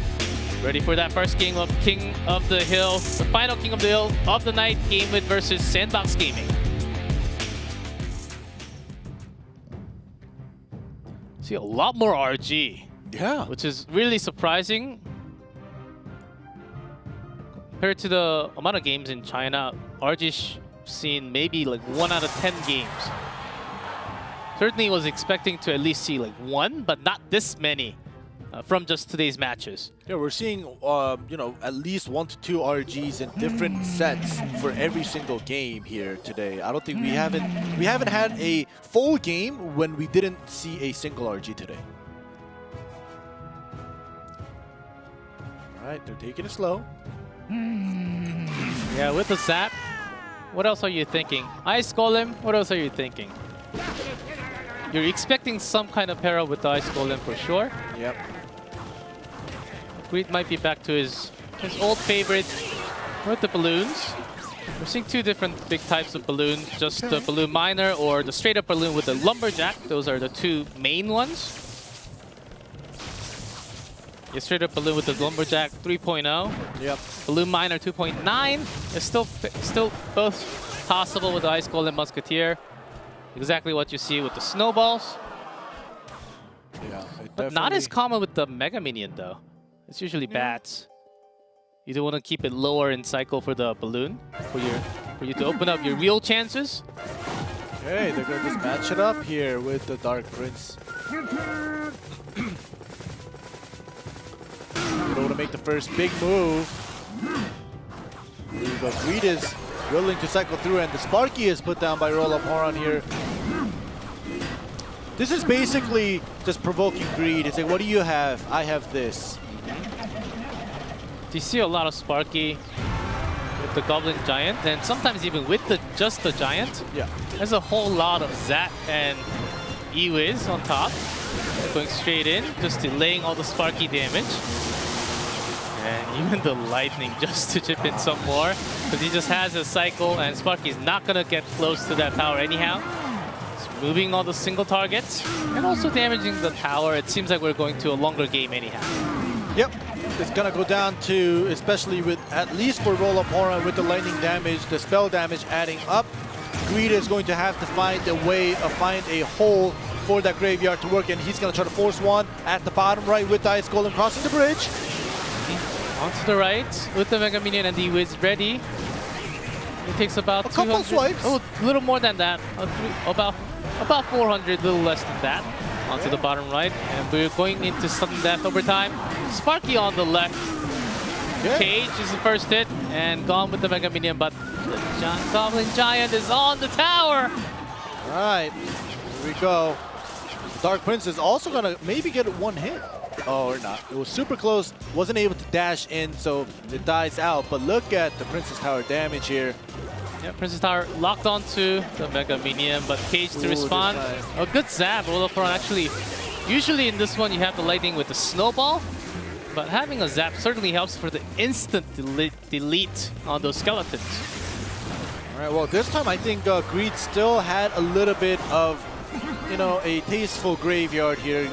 Almost tying it up right now. Yeah, Sparky not lining up with all the units coming across the bridge. Lines up with Look the at this. skeleton. So Roll-up-around has to work a little bit harder for this one. Yeah, definitely has to work a little bit harder. Mega here. Minion. Locks on. Well, this push with the Sparky being alive, I think Roll-up-around has to make something out of it, but the chip damage coming through. Yeah, it's not really it doesn't really have the full HP, but let's see how Roll-up-around makes this one out. Ooh. Only getting a shield from the Dark Prince, but Sparky removes it. So some more damage and nothing else really following it after though. So it's okay. Another Sparky onto the Brawler. Yeah, Greed, Okay. as long as he keeps the charge and gets the poison damage onto the tower, I think over the cycle he's certainly going to grab this game. Definitely. In the beginning, Roll-up-around, it felt like he was the one that was making the offensive moves. And the moment Greed started forcing the graveyard pushes, Roll-up-around having such heavy decks with both Goblin Giant and the Sparky getting pushed back. And this is it. With the final cycle with the poison Nice. and the snowball, Greed takes the game. And Roll-up-around goes down the stage. Come up, KK, is what Greed is saying. I got that ready with my graveyard deck.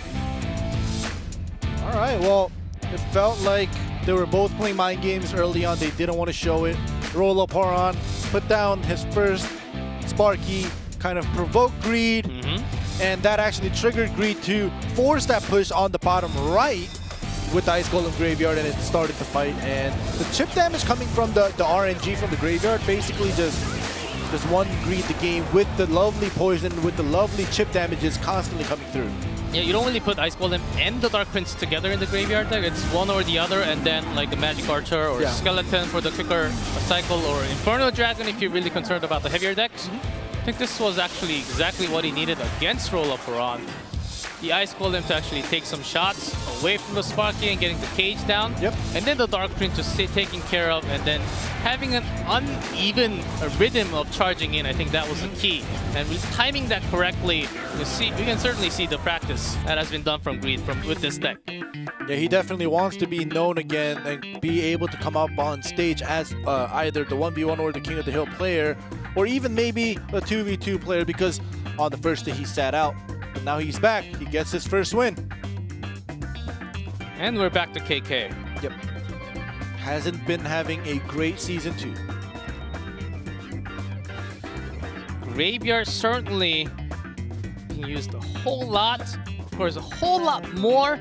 In China, even Graveyard freeze in 1v1 in just one weekend used 4 times. Wow. And Graveyard overall with Giant Skeleton or just regular Graveyard used over 20 times. And of course, they do have a best of 5, so it's a lot more 1v1 games in total.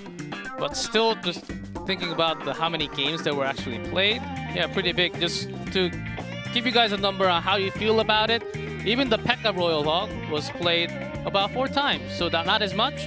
Yeah, P.E.K.K.A. Ram Rider played 11 times, so it's about equal. Graveyard, P.E.K.K.A. Ram Rider, and P.E.K.K.A. B-Ram played 7 times. So those are the most common ones coming out. But you can get pretty wild even in China. And what Asia has been showing, I think we are slightly different in a different path, but similar in meta, of course.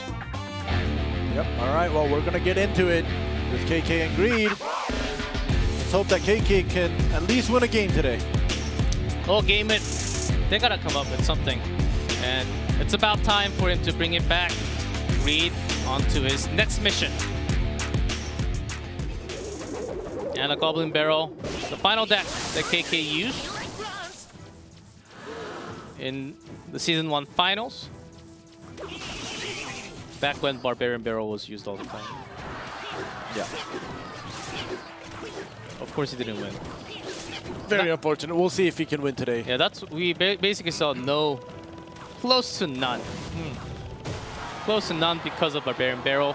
Not the same case scenario anymore with all the Zap Log different 2 elixir spells. Okay. Princess here. Dark Goblin.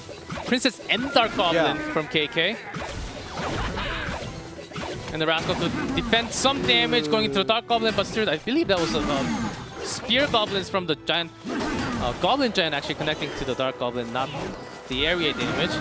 The KK wanted to save at least one of them or both of them, so that's why he placed the Rascals over there. Just a little too late before it locked onto target. Gets the charge damage and a poke before it dies. Greed is gonna bring out the Sparky here. We'll see if he can make this work. KK with Snowball is the choice. So certainly some difference in spells, but locked on to a few more. Yeah, good delete, but still gets a stab from the backside, and one more Spear Goblin, I think, connected to the tower. KK definitely just trying to just cycle through, just poke damage. We'll see if the cycle chip damage will be good enough to take him down. The one bad move could just finish the game. Yeah, for cycle, KK, with the Dark Goblin Princess together, 3.5, but without knowing the spell, whatever it is, it's a lot lower than what Greed has. Then the Sparky, about 4, a little bit more than 4. With Lightning, it's closer to 4.4 actually. Yeah. So by the cycle, KK can roast Greed however he wants it. He can cook him. Keep that princess alive. One more shot. Yeah, it was good. It was pushed away so that it doesn't connect to the tower. Every single princess shot does hurt a bunch. Get locked into Rascal Boy and the rocket to remove the spark before the shot. Okay, that was great. He just put it out right away before the charge happened. Okay, the princess shot from on the Mega Minion also connected to the tower. That's one more shot. Yet Greed is not so happy about that on screen. Yep. Really isn't. Dark Goblin at the back. He's probably gonna put the Rascal in the front. Keep them alive. Once again, the Goblin Barrel. Yep. Yep. Greed does not have a log, so Snowball, but it's not perfect as the Princess Tower is locked onto the Rascal Boy. I believe that was 3 stabs. Yeah. So many Princess Dark Goblin that's alive because of no log, no bar barrel. Oh my goodness. This is exactly what happens when you're outcycled and KK is gonna grab the win just like that. Big difference in terms of average elixirs. And that's how you roll with it. The reason why Goblin Barrel does come back into the meta, we tend to get a lot heavier with the Mega Knight, P.E.K.K.A, the Battle Ram, Ram Rider. It's lots of them, it's near 4, if not over 4. So if you can just outcycle this, keep your defense near perfect, you can just get all those stabs. Yeah, you gotta roll with it, and you know, unfortunately for Greed, he had nothing to roll. He had no Goblin Barrel. I mean, he had no bar barrel. He had no log. Only if he had a log, I think it probably would have been solved. Yeah, KK really pushed it. Yeah.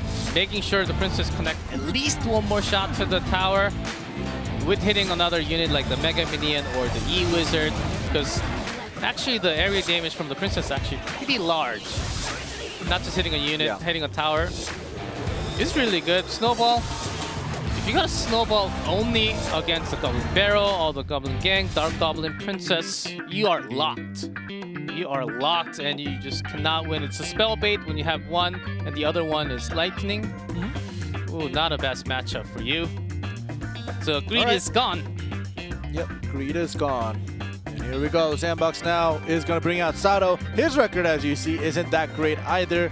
It is only beginning of the season. However, you can tell by the record of the other players other than Icelaw, them kind of being negative. I don't want to kind of pick on them, but still, it's showing on screen and on paper that Icelaw so far in the first day and half of the second day, that Icelaw has been kind of carrying the rest of his team. We'll see if Sato will be able to at least win one game of King of the Hill like Greed did. So after seeing that Goblin Barrel, and there are other variations, Goblin Barrel Bandit, of what we actually saw early on today, Mega Knight RG, Goblin Barrel 2, so lots of spell bait in a way, Skeleton Army, another thing. So after seeing all kinds of those decks, let's try to go into Sato's head. What is he thinking? Do I just have to bring the log? I think the answer is yes. and then work a way around the log. Yeah, now you have to build around the log. We'll see if Sato is going to take the risk of not bringing the log. Yeah, game 3. 1-1 tie, Tenkbus Gaming, Sato on top in red. Game with KK at the bottom in blue. KK's first game. When you can make that kind of cycle work, shows a really good one. And Zap, so prevalent because Goblin Giant Spark is still does come out. Yeah, not just the one game we've seen from today. Still a really strong deck, especially against the P.E.K.K.A. and all the Expos.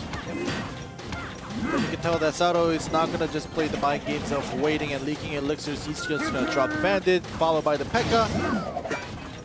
Just wants KK to reveal as well. We'll see how KK reacts. Yep. Seems very likely for Sato to have the Battle Ram instead of the Ram Ladder. With the Brawler delaying some damage. This Poison actually did its work, so Sato seems okay with the trade. There we go. Battle Ram going through. KK able to cycle through pretty quickly. Back to the cage. And I don't think that poison that Sato put down connected to the bottom left Princess Tower, so definitely. Yeah, it can't. Yeah. It couldn't have been because of the damage. Yeah. Because of the number that we see right here. Yep. So Musketeer. Yeah, so it was for the Musketeer and the cage that KK put down. Yeah. Feeling sad. Yeah. Zap Poison from Sato has to really work with it, Ice Golem, just to defend the dash. To keep the Musketeer alive, KK. Ice Golem on long. We've seen it happen. Is it going to be the graveyard once again when he gets a chance? So not yet though. Really waiting for that double elixir time. Yeah, we're focusing on the bottom right, but just for a split moment there, the Musketeer actually got, I think, 3 to 4 hits on the bottom, top left onto Sato's Princess Tower. Look at the HP. So low already. You know where he's going to be focusing soon enough. That's why Musketeer already placed onto the left side. Dark Prince just against. We have the Battle Ram to get it down. Gets the charge damage. Yeah, doesn't even want to waste or use the snowball for the graveyard of his own push with the poison. Offensive. Sato also has a poison for himself. So there was a moment where I think like 5 skeleton was sticking, but Sato perfectly using the zap to get rid of it. Still took a little bit of damage with the poison as well, but I think it was well defended. You have to be a little bit earlier with those Ice Golems dragging the P.E.K.K.A. because of the range nowadays. Yeah, the Star Goblin from Sato getting both the targets. Great Mega Mini only there, but minions coming down right after the snowball. This one's going to hurt for KK a little more. All right, with the battle. Okay, good cage. I was going to say with the Battle Ram coming through, 1 Musketeer is not going to be good enough. Yeah, but the graveyard and the poison, KK has been putting out some okay defensive poison from Sato this time. No offense. I don't think there's offensive poison from KK. Don't see it. Blocks the charge with the shield from the Dark Prince. KK wants to continue to attack onto the left, down to 821. This time with the poison, not really going to force the graveyard this time. Yeah, trying to chip it down. Still has 2 minutes, 20 seconds to go. So with 3 more poisons, that's game for KK. Any more connections with skeletons will be dangerous for Sato. Okay. Too many skeletons. Oh my goodness. Just the Bandit and the P.E.K.K.A. a little too slow to take care of all the units. Has a lot to come back here. All right, I think that one early, the early part of the graveyard was a little bit dangerous, but the late part was the RNG wasn't on the side of KK. 415 for a long time, but now the split push is happening. KJ is gonna drag everything to the middle. Will KK have enough to defend against this big, huge push? Dark Prince after that. The dash connects to the Ice Golem just in time. KK had more than enough Felix. He was almost waiting for that Ice Golem timing. He had so much elixirs to go through. Down to 415. Defensive poison. This time. Oh, 2 swipes. Because there's nothing else defending on 3 it. swipes. Oh my goodness, and now a cycle through a poison will finish the game. Yes, KK 2-0 streak for himself. Brings down Greed and Sato and meets Ice Law once again to possibly take the revenge. And this is not a series, just 1 more game. Can totally do it. Graveyard, poison. really having a great win rate today. And the funny thing is, this happened in round 1, where TNT lost to Jai, and then he went back to King of the Hill, and TNT 3-0'd. He got his revenge against Jai. This is almost the same if KK beats Icelaw in this King of the Hills. Lost to Icelaw in 1v1, and now he has gone through everybody else in the front. And finally, he gets to be matched up with Icelaw once again. Okay, seen the barrels, seen the cycles, and the graveyard. The Battle Ram didn't do so well for KK himself. Has a lot more to do. Icelaw still sticking with the meta, had the balloon last time in the set. Still, we're yet to see so many others. We only saw Pump once. Yep. Not really having the traditional Expo, which almost came out from Expo Master, but tricked into an RG. Has a deck with P.E.K.K.A. RG together, and even so, really heavy decks certainly coming out a lot of the time. P.E.K.K.A. Royal Hog is also 4.4, so not the right guy, the left guy. Yeah. On the screen, having lots of wins for himself. 1, 2, 3, 4, 5, 6 games, not in a row, but in total for himself. Wonder how long his streak can actually go. The series you can certainly win over time with your deck choices and your skills. One game in King of the Hill might not be the same situation. Yeah, and this may just be a deciding factor of whether Sandbox Gaming will win, or will they give game with a first win here. Yeah. Because... And they're so confident they don't even have to use the timeout. Nope. Oh yeah, they haven't. This is potentially the last game, and they're still gonna save that timeout. They don't need to. They don't need it, and I'm pretty sure Icelaw, watching KK play the first 2 matches against Green and Sato, he knows what he wants. The music calls for the matchup. Happens one more time for the lucky viewers to enjoy and watch it. Let's see who the victor is going to be. The NKK. Not the last one to game with, but Icelaw is the last one from Sandbox. Ooh. And the revenge Oh, with that RG my response goodness. perfectly in the starting hand. What a good start for KK. And a follow-up with a P.E.K.K.A. in response. Motor P.E.K.K.A. was the choice from Icelaw, just in case these kind of situations happen. P.E.K.K.A. does go in time to time into motor deck, not as common. Yeah. Was seen about 4 times last weekend in China too. 3 times. Yeah. I'm gonna bring the motor, but just in case they have a giant or a royal giant, I'm gonna just bring the P.E.K.K.A. and that is exactly what Icelaw is doing. Yeah, it's basically motor miner with just the P.E.K.K.A. in it. Yep. There we go. The one bat and the Spear Goblin is damaging the Baby Dragon all the way down to half health. So the winning condition for KK, which is RG, is locked by the P.E.K.K.A. Yep. But Icelaw still has his motor, doesn't really have the motor because it's gonna draw out the RG anyhow. But he has the miner. Yep. So another winning condition for Icelaw. Just break it down easy for you guys to understand the matchup. Yep. So KK has to create something else, even maybe a connection from the Baby Dragon, keeping the guards alive against the P.E.K.K.A. so the RG survives for a longer time. You have to create a cycle for that first. Exactly. Right now, Icelaw just miner, log, fireball. It seems like it's going to be more than good enough, and using everything else just to defend against. Oh, even having the motor so that tower does not take any further damage. Icelaw gathering elixirs For the P.E.K.K.A. Yeah, you know what's going to come down, and even just in range. Oh, it's actually going to get 1 hit, though.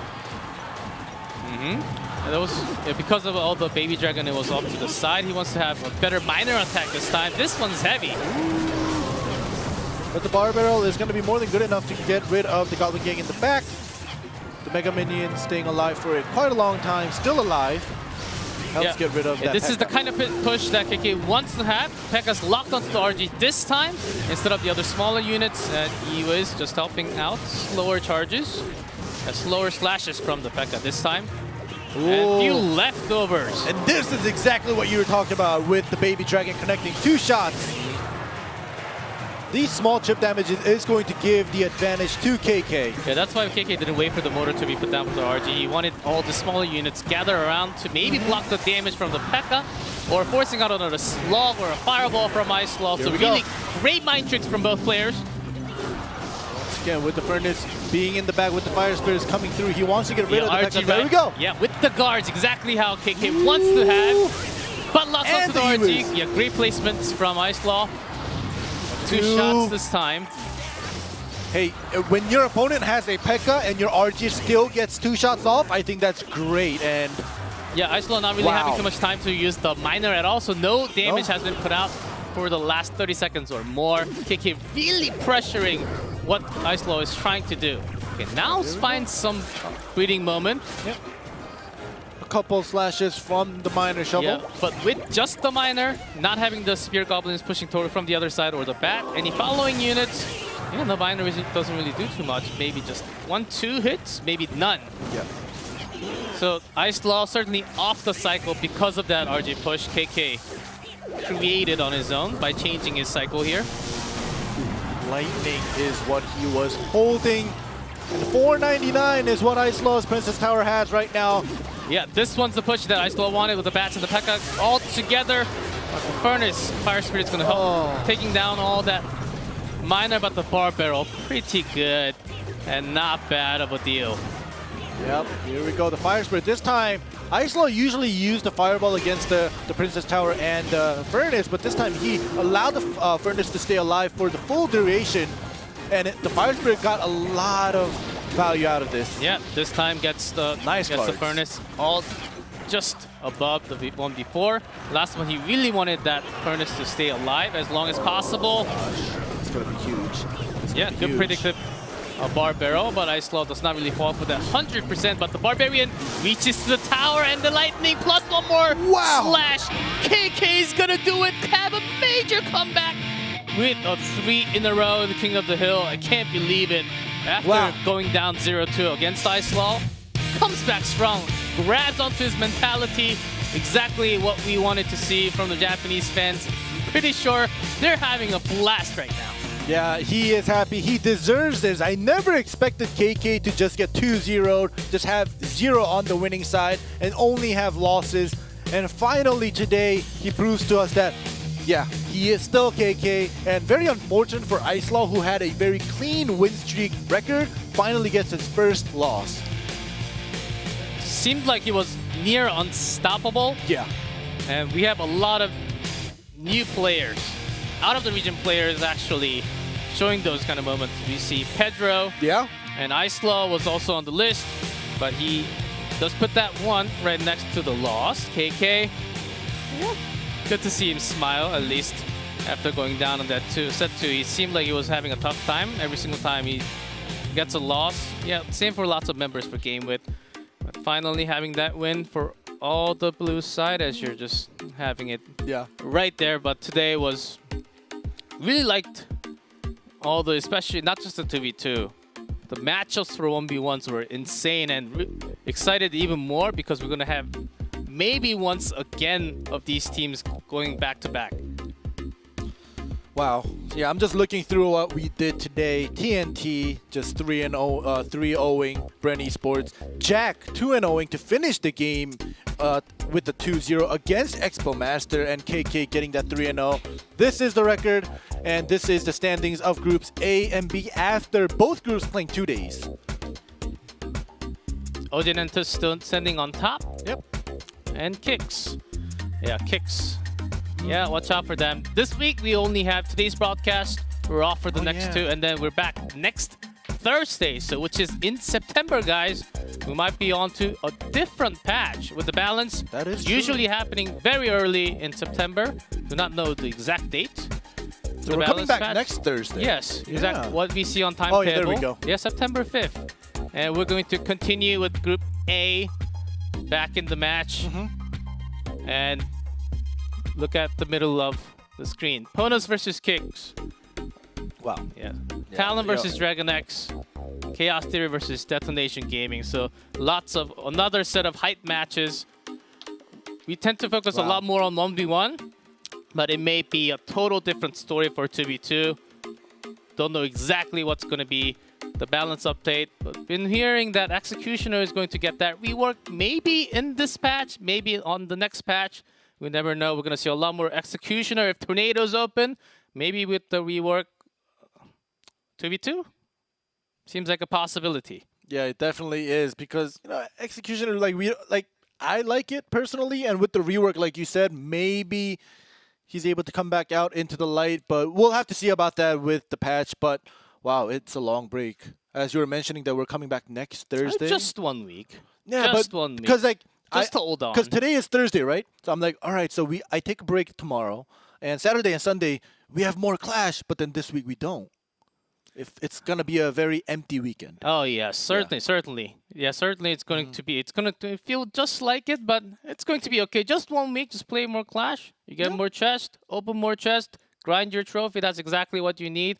And maybe the next balance patch, who knows? P.E.K.K.A. might go back to its older range. Nerf? Who knows what's gonna happen? I mean, Magic Archer seems like an okay spot for now. Goblin Barrel, okay. Like the 2 elixir spells, I think they're all okay. Yeah. Who knows what's going to be nerfed or buffed even. I see a lot of other cards. Heal spell? Yeah. Come on. Heal spell? Really? Oh my god. All right, why not E-Barbs? No. Okay.